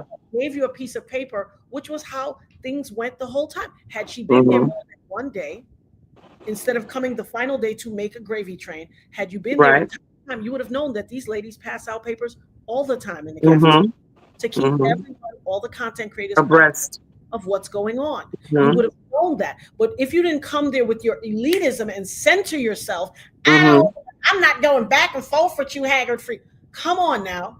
I got a problem. I have problems. I don't like it. Right is right, and wrong is wrong. I don't care whose side you was on. Right is right is wrong is wrong. Exactly. I'll be going live today or tomorrow to give y'all the full rundown. And look at all the punctuations. Look at all the grammatical hyperbole with the capital letters, the bold, the entire day, including detailing the multiple attacks with pictures of the assailants. You saw them goddamn pictures I put up here. You think that's appropriate? You think those women, God put them on the earth looking like that? Multiple pictures of the assailants. Multiple federal marshals had to intervene for my safety and the order of the institution of the federal courthouse. You little bumble clot. You're going too far now. You're going too far now. You gone too far. You got too far. You know they wasn't going to let it. If they felt like it was something that was detrimental to the court, nobody would have got in. Nobody. Right. You're going to tell this bold-faced lie when the most surveilled location in New York is Wall Street and the federal court. Yeah. You're going to tell a bold-faced, stupid lie like that when you're an attorney. If you think other cities have surveillance, baby, you don't know surveillance until you step your foot in New York. Everybody and their mama got surveillance. Everywhere you turn, you are being surveilled at all times. So this is a provable lie. This is a lie from the pits of hell, and it's provable. And God ain't in this. God is not in this writing. Y'all are literally not going to believe what these lunatics did and said. It was all shocking and appalling. Lunatics is crazy work. Here go the piece de resistance.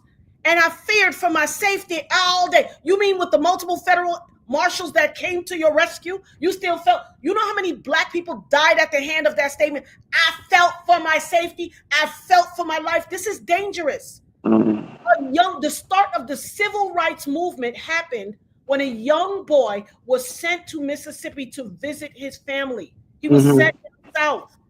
He was from Chicago. He had never been to the South, but his mother's family was from the South. And so living up north, there is a level of awareness and autonomy that you have, even in the Jim Crow South. You have a level of autonomy, and you don't, I always say the South is like 1 foot still on the plantation. Yes, man. Yes, sir. No, sir. This, that, the other. I feel like that. They still have that mentality. Yeah, yes, absolutely. Being from New York, when I first came south, and people were like, yes, ma'am, no, ma'am. For the DOT, and one of the ladies like, how come you never say yes, ma'am, when I speak to you? I said, because your name is Sarah. Right, hello. What are you ma'am for? Who's you? It's just respect. I said to the slave master's wife. What, do I need to know something? Why am I calling you ma'am? I said, I'm from New York. We don't do that. We don't do that. Right. I'm not of the yes, ma'am, no, sir clique. You're not going to ever get that from me. You know who I will say yes, ma'am, to? An older black lady. Yes, ma'am. Can I help you? Yes, sir. That's my respect. But no disrespect to anyone else. I'm not doing that to mainstream society, to the dominant culture. I'm not going to do it. I'm not doing it. I know what you're looking for. I'm not giving you that. You'll never get that out of me.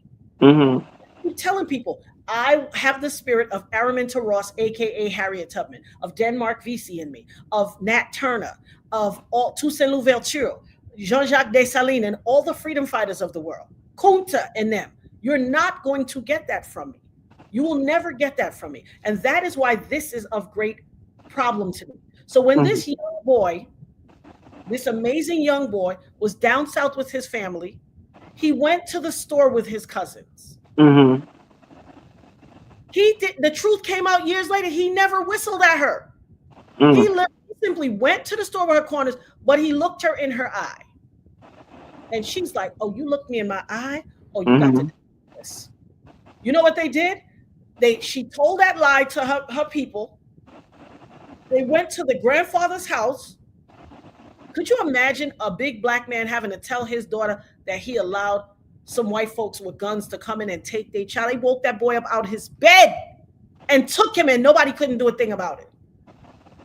In fact, one of my daughter, my daughter grew up with a young man.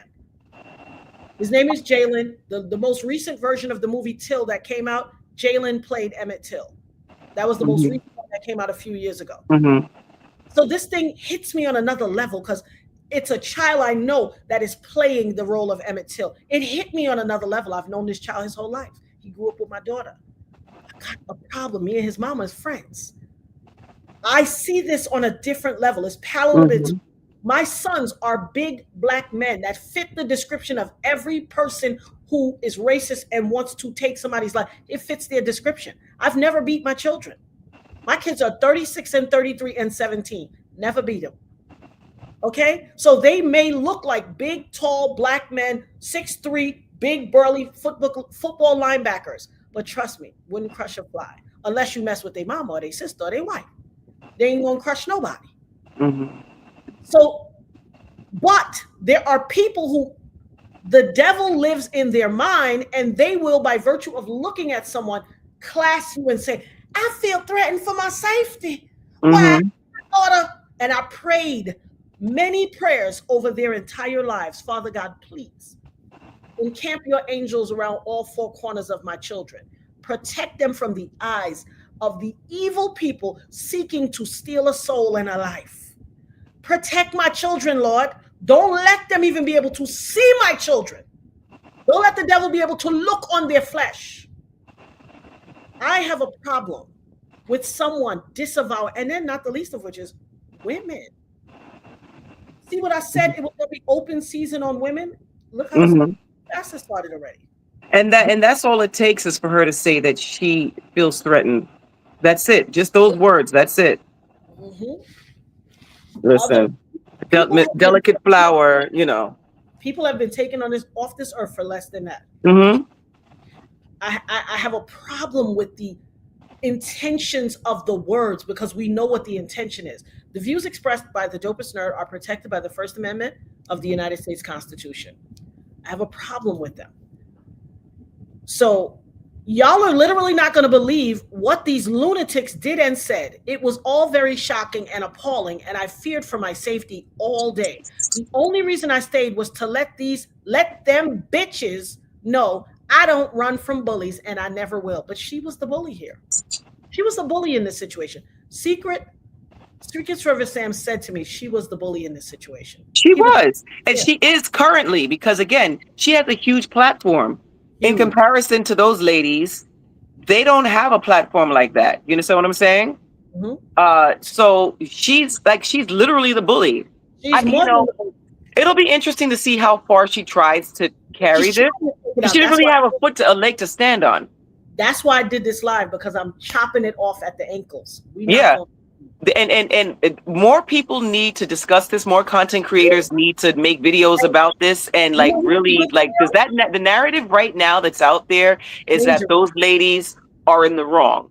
Okay. And she showed their real faces first, and then she showed these doctored pictures. So that is so gross. It's just pissing me off just thinking about it. Like, you know who did an excellent live about it, and you were in the chat. AT2.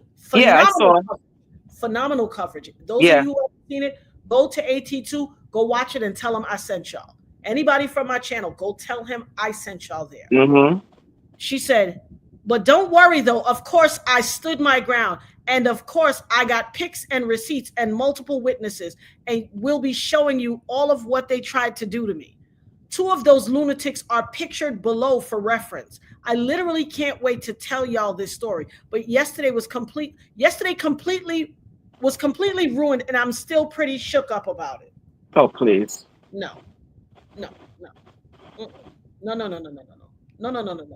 Just in case, for those who just rolled in, let me show you how she denigrated, demonized, disrespected 2 of God's children, this woman of God.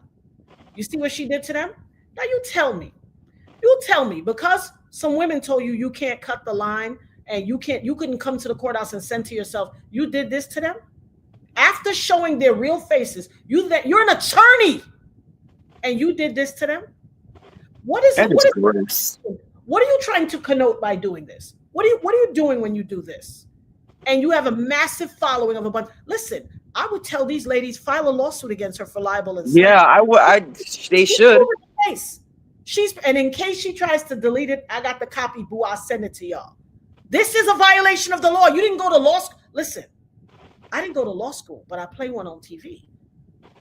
I'm a damn good lawyer, and I know the law inside and out. My subs, y'all know that. My nerd herd family, y'all know. This brain is infinite. I don't like where she's an attorney. What law 101 is do not libel, do not slander. That is legal 101. Legal 101 is do not commit libel, do not commit slander. Feelings ain't facts, but these here is facts. Once you do this to somebody, once you contort and distort someone's image like this, speak those disgusting words about these women, one of which is a professor, but they can't read anyway. Oh, what do you think that means? What do you think that means? You can't read. You don't even know these women. They're in the courthouse with you, but you've deemed yourself so above them, they can't read. How? Will you come? Why should anybody of decency stand up for that? Why does anybody think that's appropriate? This is what she did to these two women. Why do they deserve it? Because they were uphold. Look at this. They have horns on their head. You gonna tell me a child of God did this? That's so crazy. You're gonna tell me a child of God did this? Like I told y'all, all those content creators that came against me, I got down on my face and prayed to God. I didn't tell him to harm them. I didn't cry for no harm. I prayed. I said, Father God, reveal all of them that were a part of this dirty deed and expose them to the world for what they did and for all of their misdeeds. Not only did he expose them all, which content creators are you talking about? It was a bunch of content creators that gathered around. They got in a consortium to block me out. They didn't want anybody to subvert my channel, to block me out. They didn't want any coverage to go to me because here's what my assessment of it was. They felt like because I was his actual survivor, that when they thought I was going to cover the trial every day. I keep telling them, I'm the only person in this thing involuntarily. I'm the only one here, and I didn't ask to be here. He shot me in my face, and it drew me inexplicably connected to his life. I didn't ask to be. Everybody else came to this of their own free will. Yeah. Everybody except me. I'm talking whether you went to get a record deal, whether you want to be his girlfriend, whether you went to get a job. Everybody's in this shit willingly except me. And I've yet to get justice. I have a right to speak. It's connected to my life. Had anybody listened to me 25 years ago when I was screaming from the mountaintop and they all knew he did it, but they took that coin and all of these people, subsequent people had to suffer at his hand. And the reason he was able to mete out the level of violence against them is because they had a justifiable reason to believe that he would harm them or possibly kill them because of what he got away. He shot me in my face and got away with it in front of the world. I've said this from the mountaintop. That's why people were so afraid. They let him do an act and get away with it. Yeah. It makes total sense that when Capricorn Clark said he kidnapped her at gunpoint and made her get in the car and go, she got in because she knows he busts his gun. I still honestly, I really, really still can't believe that the verdict came down the way it did. At the very least, I wasn't really, I didn't know if they were going to get him on the RICO, but I thought for sure the, SEX trafficking would have, you know what I'm saying? I really, really did. So. And here's the thing. Even if the sex trafficking, which he absolutely should have been found guilty of that. Of course. I understand how he got off of racketeering. This racketeering is the act of using your power, might, access to everything to submit people's will and get them to act in a way that is beneficial to you. The thing is, like the idea that he couldn't have been found guilty on 2 of those predicate acts out of all of them is just like crazy. I was just like, wow, like, okay. Come in court and testify. He gave me $100,000 in a paper bag. It's bribery. It's literal bribery. Like, that's crazy. That's crazy. That is the heart of racketeering. You paid him off so that you did not get criminally charged for violently attacking someone. Multiple crimes. You paid someone off to conceal crimes. You committed crimes to conceal crimes. What? You know what it was though, honestly? Like, and I had said this multiple times that, you really can't tell what somebody's, you can't tell that, you can't bank on somebody, giving a specific verdict just by the way they look in that moment, because yeah, you might see somebody snicker or laugh or grimace or something like that, but that's just how they feel in the moment. You understand what I'm saying? Absolutely. However, judging by the guy who, remember the alternate juror that Mhm. gave the interview, Mhm. it looks like they really just were not believing Excuse me. they just were not believing. No, no. Listen to me. Yeah. Thank God that there's something called the Wayback Machine. Mm-hmm.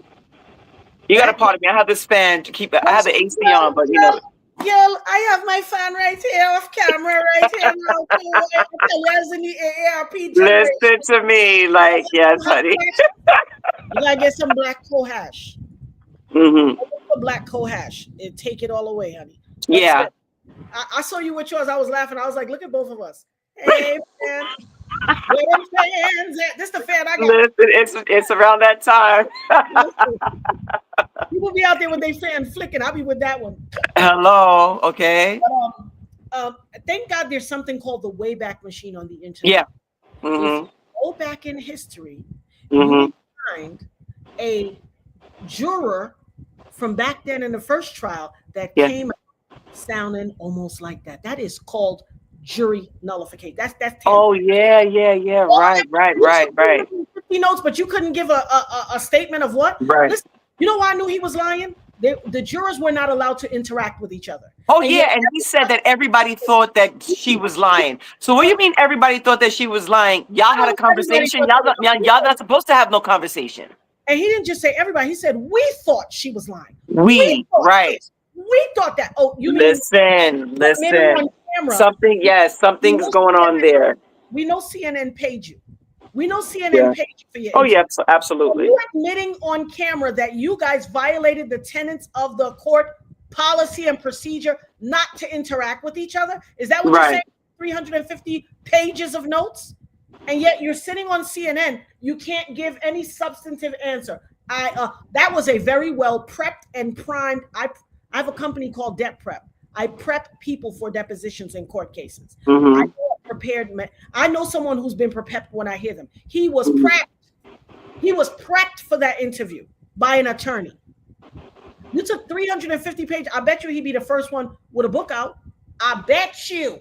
Yeah. And there's way more information in the book. Let me ask you something. So when do you think that we're going to start to see these other interviews? Because I know they're coming. Well, see, he was an alternate. So all that stuff. No, he was an alternate. Yeah. But I'm talking about. Here's the deal.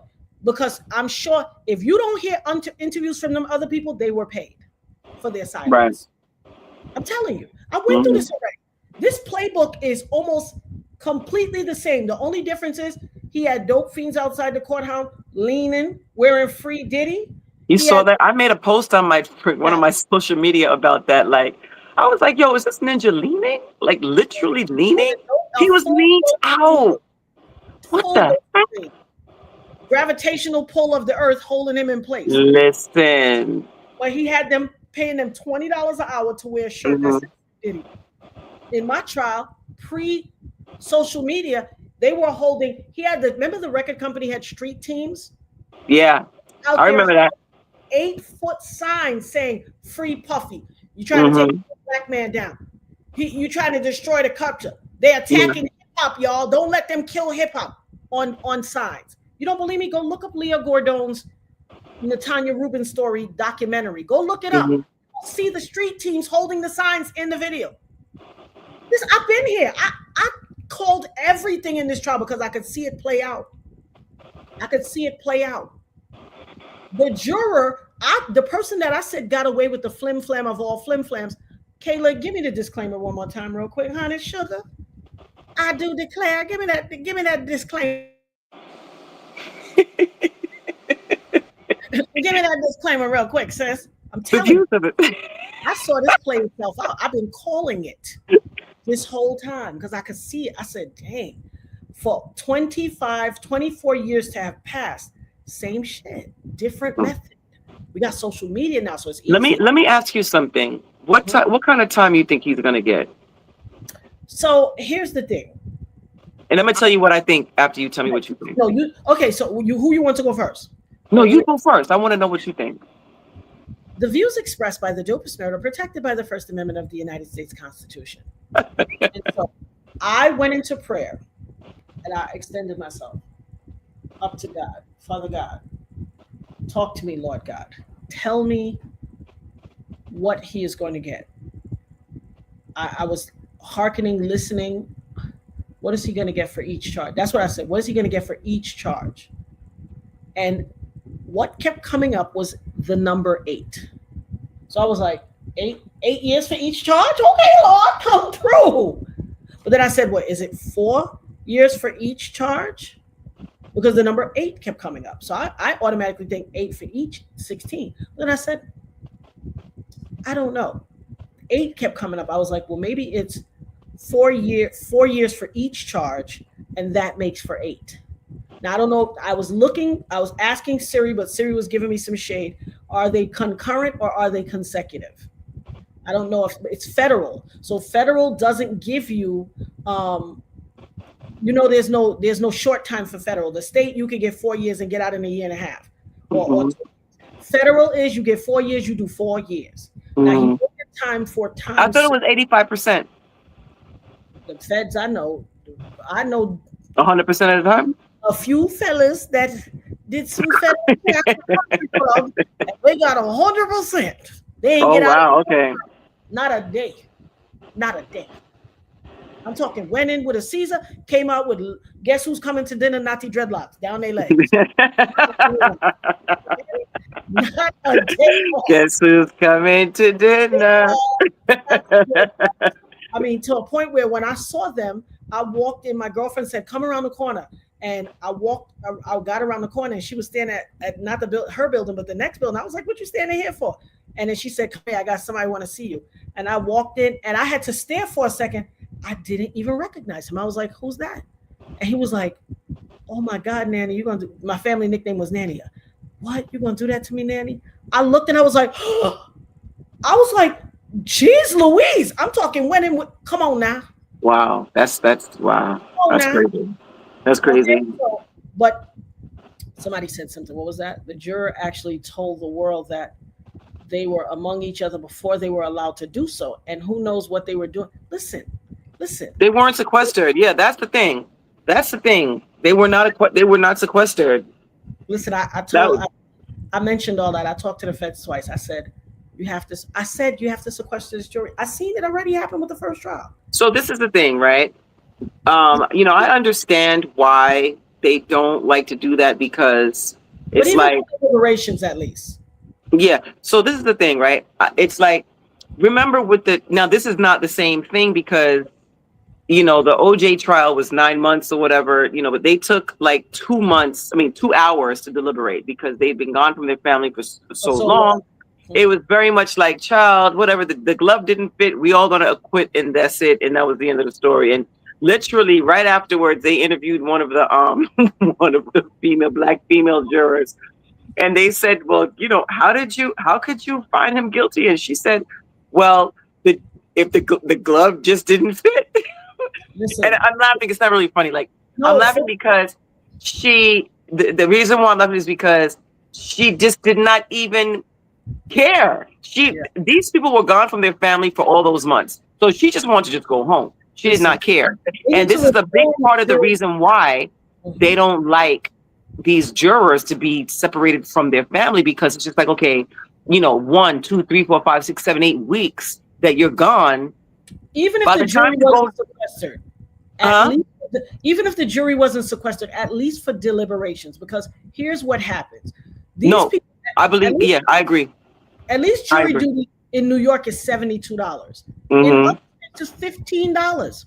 You are making right. It's less than that. I wasn't alive, and I asked people what it was. Some people were saying $5 in certain states. Like, what? $15 original. Oh, in certain states it's still $5. Yeah, $5. I was like, what? That's ridiculous.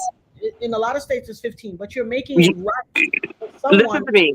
You're making an environment that's right, right or right for bribery and stuff like that. You understand what I'm saying? Like, listen, people have bills to pay. Listen, how you going to tell somebody that they can't? Anyway, so what I was going to say. I did that math. I said if somebody's on trial for 8 weeks at $72 a day, and they got to feed their children. Come on. How you going to pay your rent? You're not getting paid from your job. Let me tell you something, okay? It's not hard to look into somebody's background to see, you know, do you have you got a little mortgage? Do you have a little, you got a little deferred payment on your freaking bill? Do you have whatever, your child support in a minute? Yeah. You know what I'm saying? Like, it's really not hard. Like, if you look into see somebody's stuff, you can see somebody's stuff. Okay, so who knows what happened? Who really knows what happened? But the thing that was disturbing to me is what you said when, he was there and he was like, yeah, we all thought such and such. Bro, what the hell do you mean we all thought? No, like, y'all, we're not supposed to have no type of conversation. What do you mean we all thought? Huh? I need people to understand that when you ask people questions and they answer those questions, you're not asking laymen who are not professional attorneys the law. You're asking them their feelings. Yeah. And what did you think about the freak off tapes? This ninja said they're lame. They were pretty lame and tame. Don't be surprised if you find out 3 years from now he is a serial unaliver and he does great people and thing. You ask, this man might be a freak-a-leak himself. What value did? What do you mean tame? What's tame about somebody being like out of it? Okay, somebody being out of it, like doing this. Like, what's tame about that? But okay, child, whatever you say. Okay. They showed us a grid of about 16 men. What is tame about a man having 16 different, a variety of men coming and digging out your girl, and then the girl taking the thing in the next one and spit it on your thing so you could lick it? What is tame about that? That's not tame. That's not tame at all.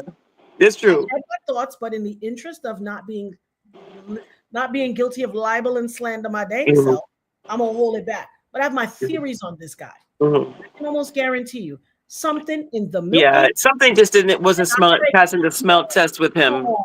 Something was not passing the smell test at all. Have a book out. Some of the stuff he was saying. Thank you so much for the hearts. I see the blue hearts. Thank you very much. Yeah, that's how you can tell people's in the replay. Yeah, I appreciate it. It's so nice.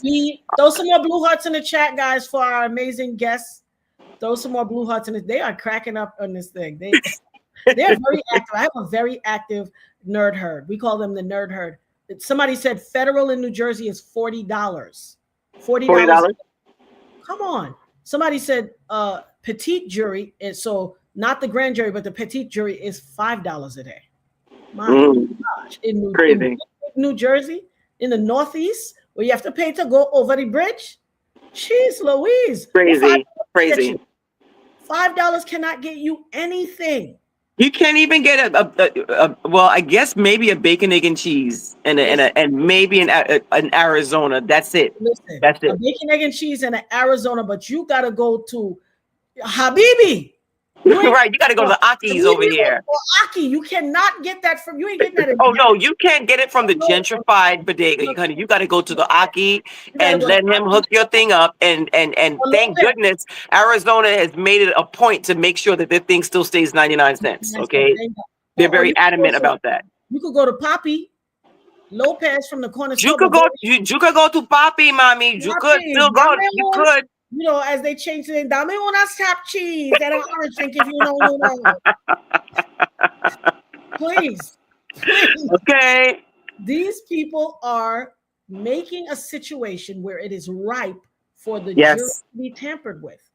Yes. You cannot relegate someone to sitting down for $72 in a city where $72. Listen, by the time you ride the train, get something to eat, if you go on a date, you forget it. You already in the hole for $135. What's $72 gonna get you a day? Except for following you home from the court and saying, My man, yo, I got a few dollars for you. I saw that you owe money on your child support, and Mm-hmm. you're about to get repoed. You want to hold us Mm-hmm. 20,000? Not guilty. Mm-hmm. I say no name. And this You, economy, listen. you know how they do it So, in a paper bag. so let me tell you what I think. Right? I think that the judge was very, very fair.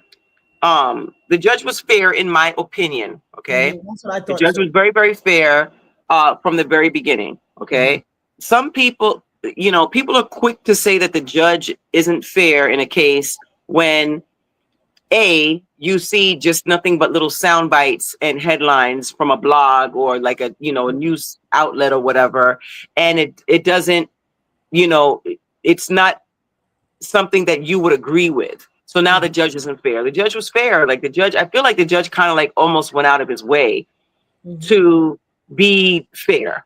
Okay. There were a lot of things that the prosecution wanted to get in, vice versa. There were a ton of objections throughout the thing. And I'm not talking about, again, a little sound bite here and there, not a sound bite because it's not like, recorded, but like a little headline or whatever. You know what I'm saying? I'm talking about like hours and hours and hours of testimony, listening to this judge really, really be fair. He really, really did.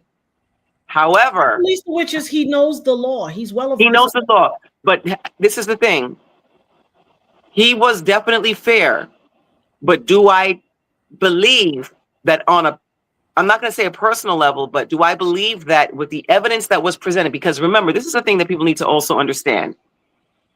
Even though obviously the judge is operating within the letter of the law, you as a judge are allowed to consider past bad acts when you consider sentencing for somebody who is the defendant. This is, and he is operating within the letter of the law. And a prime example of this was when they were asking for bond, and I'm not even going to hold you. I thought that Diddy was going to be granted bond. I did. You know why? You know why I thought that he was? Because, just the whole mood of everything. And the other thing that made me think that he was going to be granted bond is when he was acquitted of the RICO, right? That was a huge thing. So immediately, right after he was found guilty of like this more serious charges, Mark Agnifilo was like, hey, so look, can he basically get out? So it really seemed like the judge was entertaining the idea of that bond. And the judge was like, so like $1 million bond? And Agnifilo was like, yes. And, we can get this ready and stuff like that. And he was trying to see if he can get him to go back to Star Island and be able to go back and forth and this, that, and the third. And the judge really seemed like he was entertaining the idea of that. And I just was like, wow, is he really going to let him out? Like, okay. So then after all that happened, we came back to the courthouse, right? Now, I want to be completely honest. I was not in the courthouse for the verdict. Okay. What happened was I knew that the jury was going to be deliberating that Wednesday, right? I on Tuesday evening, I had to go and teach my classes. I took off Wednesday morning. So I was so happy that it carried over into Wednesday. I was like, oh, this is wonderful. So I'm home in the morning, thinking that the jury's going to be deliberating and stuff like that. I was trying to do my toes, honey, because I wanted to wear sandals that day to the courthouse. Okay. So I'm there getting ready to get my UV lamp out and my gel polish and stuff like that. And I was like, oh, we have time. We have time. I saw the thing on my phone, the alert on my phone from Twitter, and it said that there was a verdict. Wow. Listen, I wanted to stab myself in the neck with a dull butter knife. I was so upset. When I tell you I rushed into the shower, I looked a hot mess that day. I rushed into the shower. I forgot to put on deodorant. I rushed. flew down there. I got there about maybe, because I'm not too far from there. It takes me like 35 minutes to get there. I got there like maybe 20 minutes after the verdict. Mm-hmm. I'm down there, whatever. I know what happened, obviously, because of inner city press and stuff like that. Okay, so I was looking at the alerts and, the interaction between the judge and Mark Agnafilo. So this is how I know this part. So, but this part that I'm about to tell you, I can speak on because I was literally there. So got up there, whatever. The mood outside the courthouse was insane. People were losing their minds. Oh my God, he's coming home. Push-ups, dancing, taking baths, losing their mind. So now we're supposed to go back into the courthouse at 1 p.m. So I got back into the courthouse. Now, even in the overflow room, you want to still get there early because you want to be right up on that monitor. Okay. So you want to be in the front row so you could see clear right in front of that monitor. So I got there, went into that overflow room. I think I was in like the second row. Mm-hmm.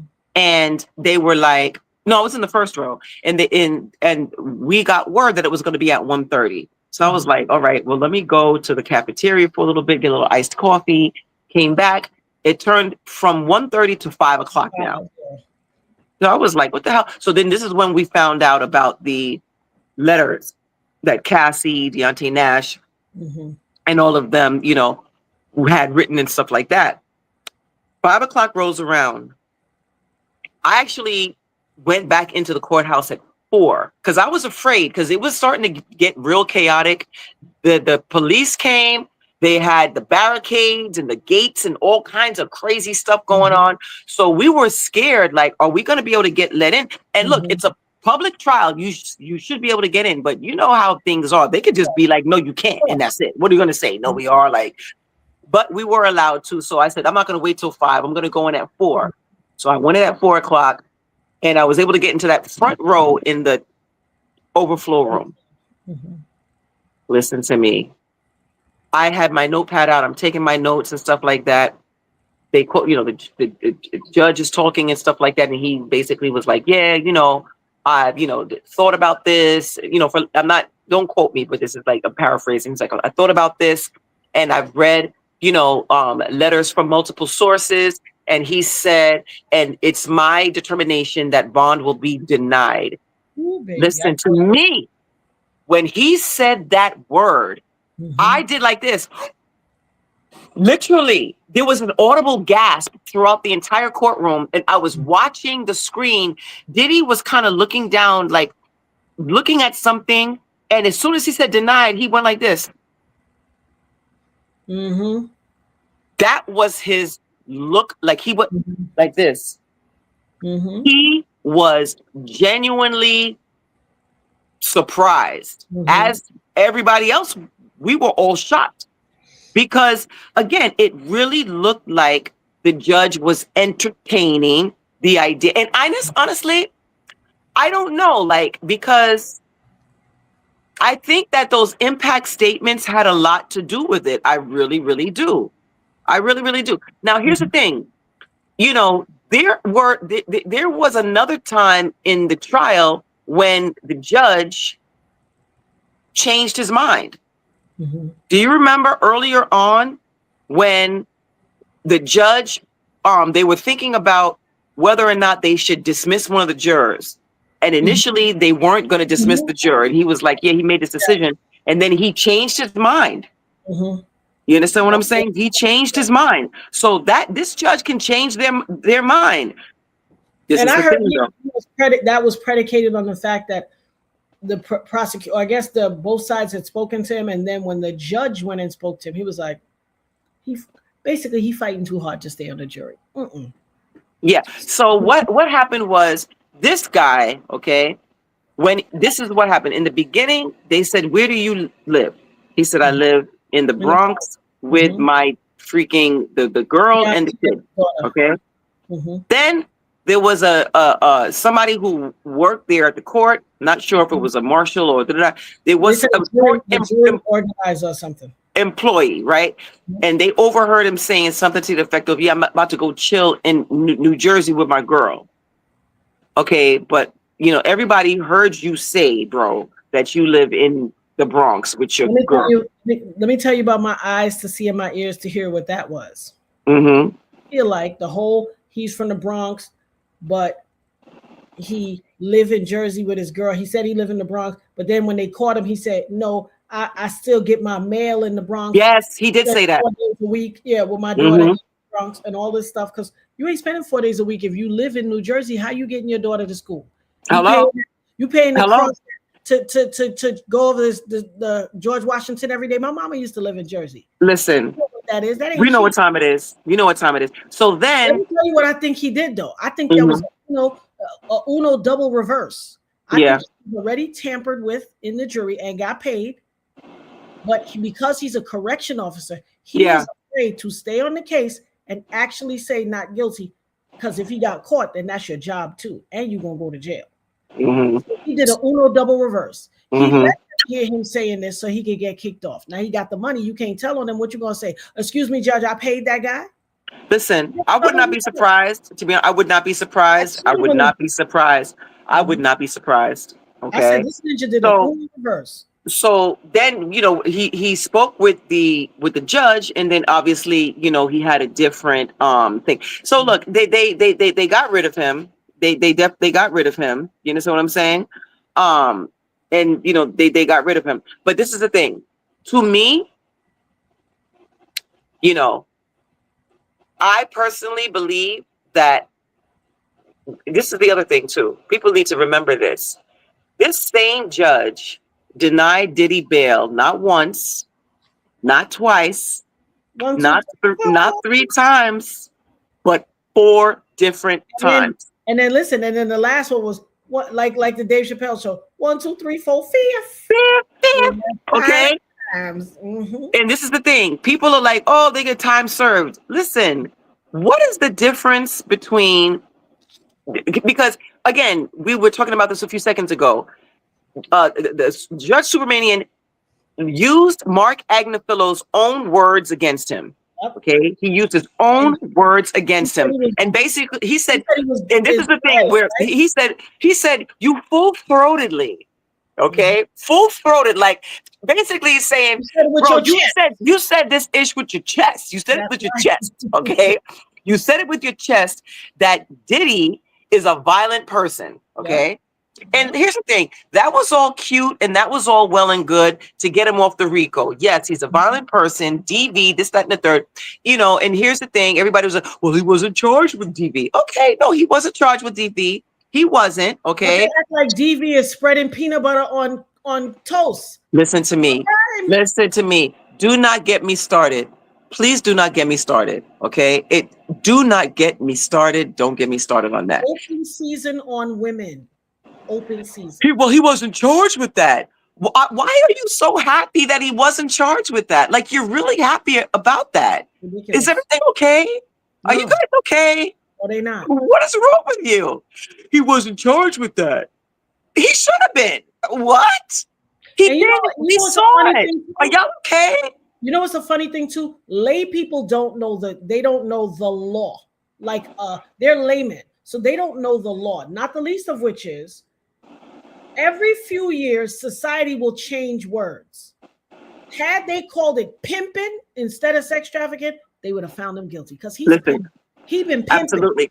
But The when he trafficking went thing is pimping, people are, when they think of trafficking, they they think think of of, this big you know white what I mean? They think of organization. refrigerated, Yeah, cargo boxes, you know what I mean, with from what I people like hear, bound and gagged. This is from what what I people are hear, thinking that's of. not too far fetched because It's no, a it's not. reporter. Listen, But we here's the deal. understand that that's an actual But thing, here's the but deal. this is No. I what don't mean people that. are I thinking. don't mean just an actual thing. I mean, in this case, a reporter went and flew a drone over Star Island, and Yeah. right where you come Yeah, up, I heard about something about there that. is a whole thing with refrigerated those cart the Yeah, I that heard they about that. yes I did right hear there, something about that in passing. across a little inlet at Star Island right there, I and wouldn't it's be surprised. from the street it's obscured, you cannot see it. He flew a drone over and Hmm. was able to see them. Yeah, I wouldn't be surprised. Listen to me. After hearing some of this testimony and some of the stuff that I heard, when I tell you nothing would surprise me, nothing would surprise me. Okay. But But so then this is my point that I was going to make. mhm, So again, he used Agnifillo's words against him. Okay. So I'm trying to, when people are like, oh, he's going to get time served, bro, what is the difference between July, when the judge told Agnifillo that basically that Diddy's a danger to the community? Okay. What's the difference between July and October? You think that by the time we get to October, Diddy's not going to no longer be and they're asking for an expedited thing. So we're going to go, I'm going there tomorrow. And you know why people are so short-sighted? You don't remember this little statement, enough is enough.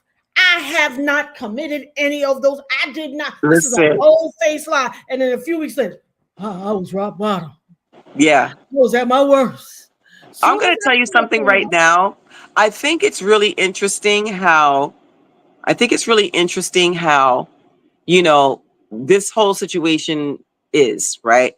Because Diddy is accused of the most depraved, horrific things, okay? And because it's Diddy, somehow, you know, people are bending over backwards to defend him. And if it was someone else, they absolutely would not be affording them the same courtesy, okay? They absolutely would not, okay? And I think it's really, really crazy. Any other person that you hear, or maybe even somebody who was in the LGBTQ community, right? And they were accused of consuming strange men's, for lack of a better word, you know, fluids, okay?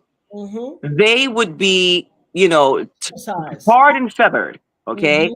Somehow it's okay. And look, I'm going to be, you know, look, me personally, I do not care. Like, you could do whatever you want. Like, I don't care at all. As long as you're not violating children and you're not coercing people to do things that they really don't want to do, I don't care. Like, if you want to be a freak, I don't care. But my thing is the Dusties of the world, okay, who are out here windmilling for this man, okay, wouldn't do it if it were Lil Nas X or somebody like that. You understand what I'm saying to you? Yeah. They would not be doing it. So it's just like you're out here windmilling. Like, where's this coming from? And a lot of it, to me, is a real resentment for, you know, women. Period. Okay. Oh, that's my TikTok. That's her TikTok, guys. Go follow her. That's my TikTok. But wait, you have to put my. Wait, look, I'm gonna put my. I have to put my. I want to put my. My YouTube. The YouTube, yes. So that's my TikTok. Okay, that's my TikTok. Wait, let me go to my YouTube. I'm gonna pull it up on the screen. What? Oh wait. So yeah, listen. Okay, so it's Shanoa Can Talk. Shanoa Can Talk.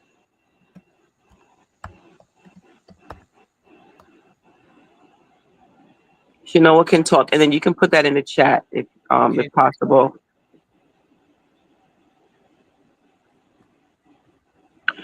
So I believe that Judge Subramanian is definitely going to, because remember that the defense is asking for whatever they're asking for, and the prosecution is asking for whatever they're asking for. I believe that the judge is going to go on the higher end. And here's the thing, you know, they have this probation. But you think he's gonna skew it higher? Oh yeah, you have the probation hearing, and you have these things and stuff like that.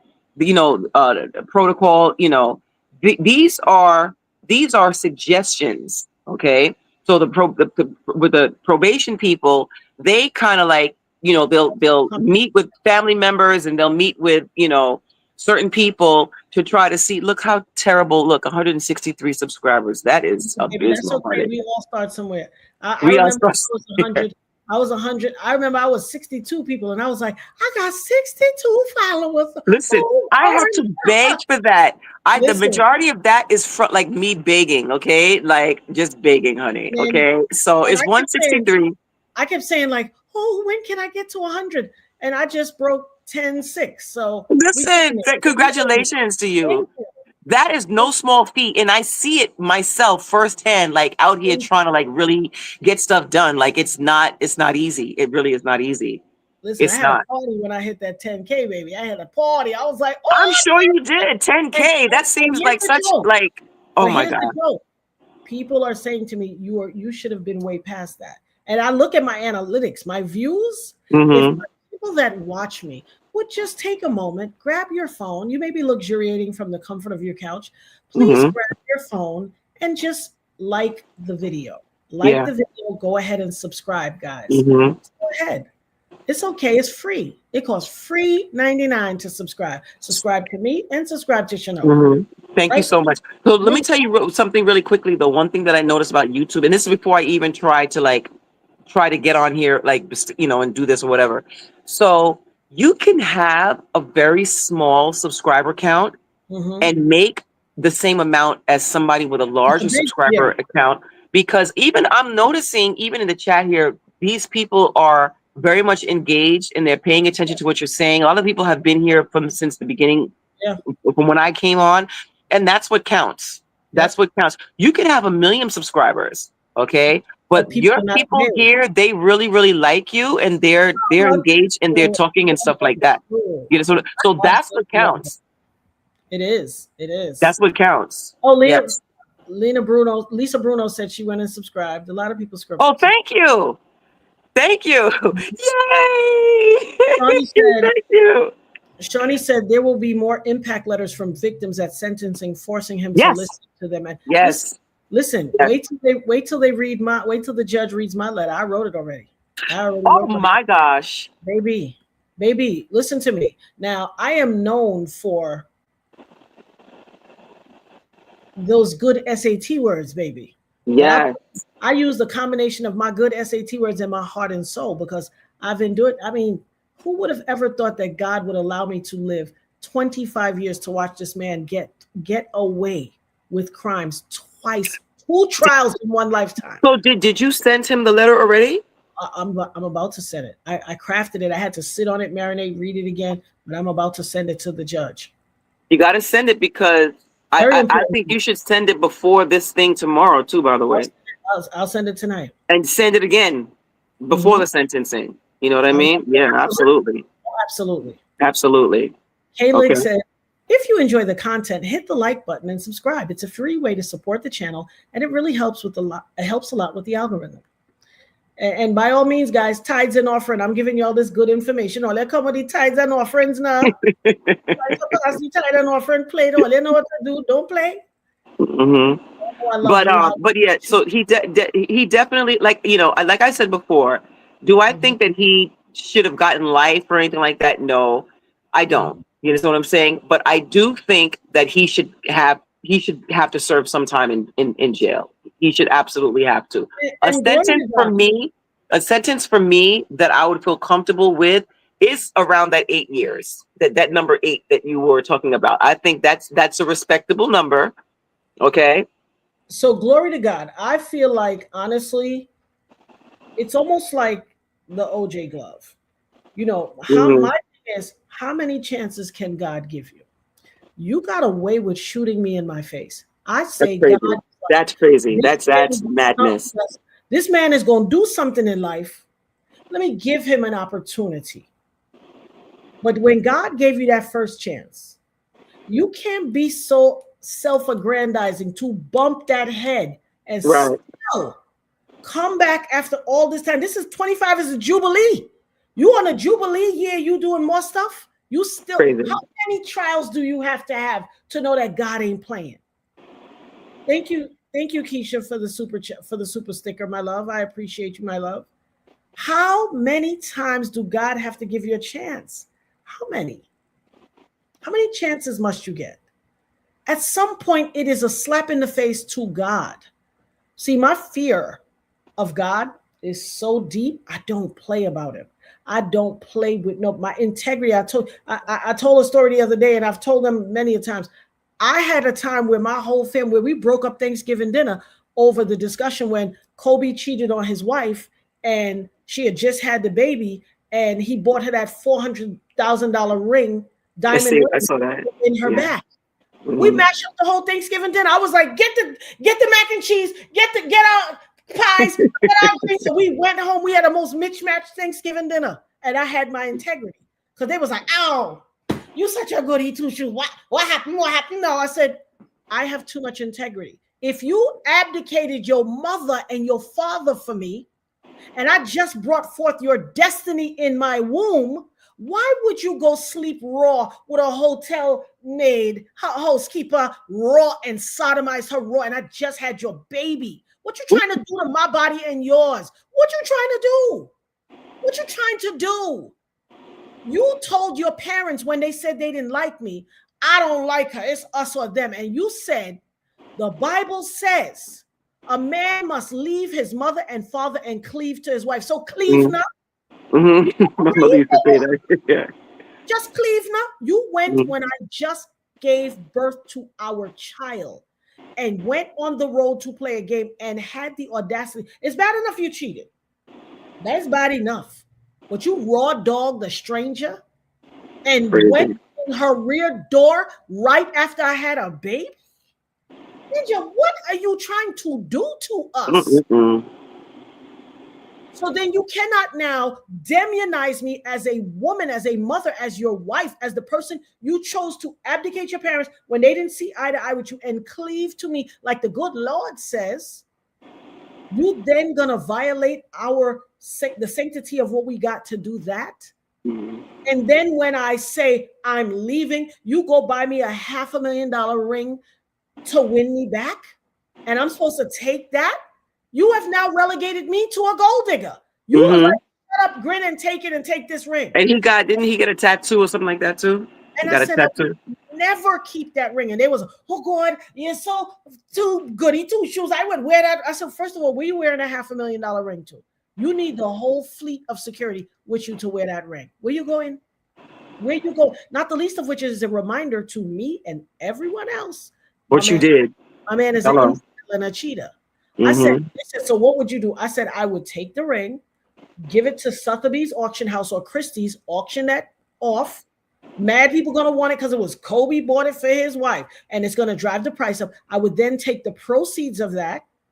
After the auction house take their little commission, I would take the proceeds and set up a house for abused and battered women and children that are escaping domestic violence situation. And I would write it off on my taxes and get that rebate back, but the money I get back will be clean. And then I would put that money in a trust, continue to run the nonprofit. I'm not wearing your $500,000 infidelity trope.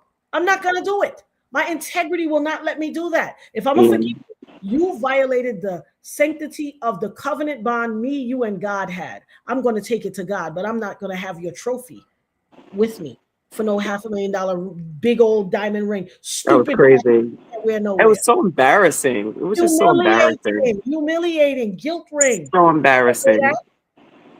And then everybody was like, oh, you two goody two shoes. Nah, I believe in God. And I listen, I just tell people wrote cleave now. It's the truth. Is you going to cleave or what, shorty? What you doing? You went and raw dogged somebody when I just gave birth. So now here I am milking the child or feeding the child. And I might want to skin out and give you a piece. And you did this? Absolutely not. That's the end of that. Right. From your raw dog session. Suppose you got some Samsonite, that gift that keeps on giving and stay with you. Oh my gosh. And then the baby got it because she's drinking from my breasts. Listen. That's what I'm talking about. A diamond ring can't cure that. No. According to them, nothing can cure that. So I don't if you're going to do what's right, you're going to do what's right. If I'm going to forgive you, I'm going to forgive you because I'm about my Father's business. Yeah. Talk to my Father and say, what can we do what can he do, Lord, so we can reignite this covenant bond we have together and you could never make that mistake again. Everybody makes mistakes. Nobody's perfect. You love your husband. You didn't sign up for that. You have a newborn baby. You don't want a broken family. You decide to forgive. Let that be it now. But don't insult me by attaching some big stinking guilt ring to it. You insulted me. You think I'm a gold digger. And right. We stay and don't do that to me. You know? Yeah. So yeah, so I mean that's just my thoughts. That's just my thoughts. like I said, I definitely think that he's going to get some time. How much, it remains to be seen, but he's definitely going to get some time. What last thing I want to say is that, like I was saying, I think that the judge was fair. However, I think that, the same way that we can't unsee that video, I think that he probably can't unsee it either. Those impact statements absolutely made a difference. Which video? Huh? The beating. The CNN video. The CNN video. Cassie. Yeah. Yeah. The Cassie video. I think that the same way we can't unsee it, he can't unsee it either. His behavior, which he cited, when he was basically talking about, why he wasn't granting bond, his behavior as far as him basically was getting ready to do a free call. He was in the middle of getting ready to do a free he was calling Jane for the FO when he was arrested. It's just like, bro, like, and the judge said, like, you knew you were under investigation and you still trying to do the FO, like, you know what I mean? Like, all those things.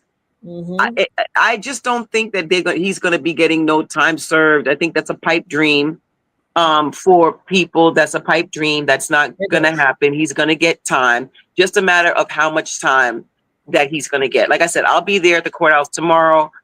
My class, I have a silver sneakers at 12. It's over at 1. I'm going to literally rush right to Manhattan to go and sit in on that hearing. And I will be sure to. I'm gonna go live. I'm gonna go live tomorrow. Yes. Now here's the thing. And maybe we can do a stream. Yeah, absolutely. I'm going to the courthouse. Usually the court is over at 5, but I don't think it's gonna take 3 hours for this hearing. I think it probably might be an hour or two. So I'm hoping that I'll be able to go back home. But I have a class at 6 tomorrow. Okay. So either way, I won't be able to go live until the evening time. Like around like 8:30 or something like that. I could probably go live around that time. You know what I mean? So yeah. So we're gonna definitely link up. We'll link up and we'll figure out how to do that. We can stream it to both channels and it will raise your view account. You can also let's do it. Let's do it. But we're gonna talk tomorrow. We'll talk tomorrow. Absolutely. Like behind the scenes. Plus, I want to ask you some stuff too, because a lot of stuff I just don't even know. So I want to ask you some stuff too. You could have been anywhere in the world, but you chose to be here with us, and we appreciate you. No, thank you for asking me. Like, I admire you a lot. I saw you when you came in the TikTok thing. I had already seen you talk before, like a couple of times, and I always admired you. I was like, oh, snap. No, I'll definitely come for sure. So thank you for inviting me. That's how I met her. She was live on TikTok. My daughter was at her friend's house. I was all alone here. I'm becoming an empty mess too. And I was just like, what will I do, Lord? I'm by myself. My dog is sleeping. And I just got on TikTok and then I stumbled onto your live and I was like, oh, I started engaging. And you were just so sweet, so nice, so amazing. And I just thank you for it. I really appreciate it. Thank you so much. So, but I'm gonna call you tomorrow. I'm gonna call you tomorrow. I'm gonna call you. What I'm gonna do is I'm gonna call you probably like right at like as soon as I get out the courthouse before I get on the train. I'll shoot you like a quick thing. And then we'll figure out how to go, how to do it. Absolutely. Okay. But I got to go to sleep because I got to get up in the morning and teach. Girl, listen, we don't want you out there with the rats and roaches now. So you go ahead and get No. Well, tomorrow is going to be, it's at 2. It's at 2 in the afternoon. And it's going to be in the overflow rooms. So it's not going to be that madness foolishness. It's just going to be, you know what I'm saying? So, now for the sentencing, that's going to be madness. We're gonna talk about that. We're gonna talk about that because I might have to be up there like at 1 o'clock in the afternoon and go being back and forth. I guess like that. There were people who were there in the days of the court thing. Them people, like the main one, that one that's homeless, the one with the roller skates everybody keeps talking about. He would literally just be there like from 1 o'clock in the afternoon. Wow. From the day before, that type of thing. That's commitment. It's commitment. But you see, he was one of them ones that was selling the space, but he was doing weird stuff like trying to sell more than one space and foolishness. You understand what I'm saying? Well, listen, So you know, New Yorkers gonna figure. They're gonna we're gonna try to figure out a way. But work it out. They're gonna hustle yeah, something up. but he did so much crap that It the created craziness. it did, and Mhm. he wasn't even supposed to be up there at all. So you know what he started to do? He started to get other people to come for him, and he was like subleasing or subletting, My whatever you God. want to call it, like just crazy stuff. But anyway, girl, we're gonna talk tomorrow. Okay, Absolutely. we're gonna Thank talk you tomorrow. so much. God No, bless. thank you for having me, and thank you so much in the chat. And I've been you're welcome saying to come nothing but, anytime. huh? You're welcome to come anytime. I Oh, appreciate thank you so much. I see all the blue hearts all the time. Like I feel a little emotional. Like thank you so much. Like I Listen, appreciate it. let me tell you something. The Nerd Herd is a loving bunch. When I tell you, they are super dope. Thank Super you. dope. And I just love them. I tell them all the time. I couldn't do it without them. So I appreciate them and you. And Thank you. I always tell them, you know, guys, it's getting late. I know y'all got to go do stuff too. And Lord willing, and the creek don't rise tomorrow, please God, we'll be here again. Yes, my dear. I will see you tomorrow. Okay. Everybody sleep well. Absolutely. Okay, dear. All right. Bye, chat. Thank you so much. Look at all that love. Look at all that love. Thank you for joining the Nerd Herd and the dopest nerd. You could have been anywhere in the world, but you chose to be here with us, and we appreciate you. Okay, my dear. Good night, love. I love See you all of you. tomorrow. All right. Bye-bye. Bye-bye.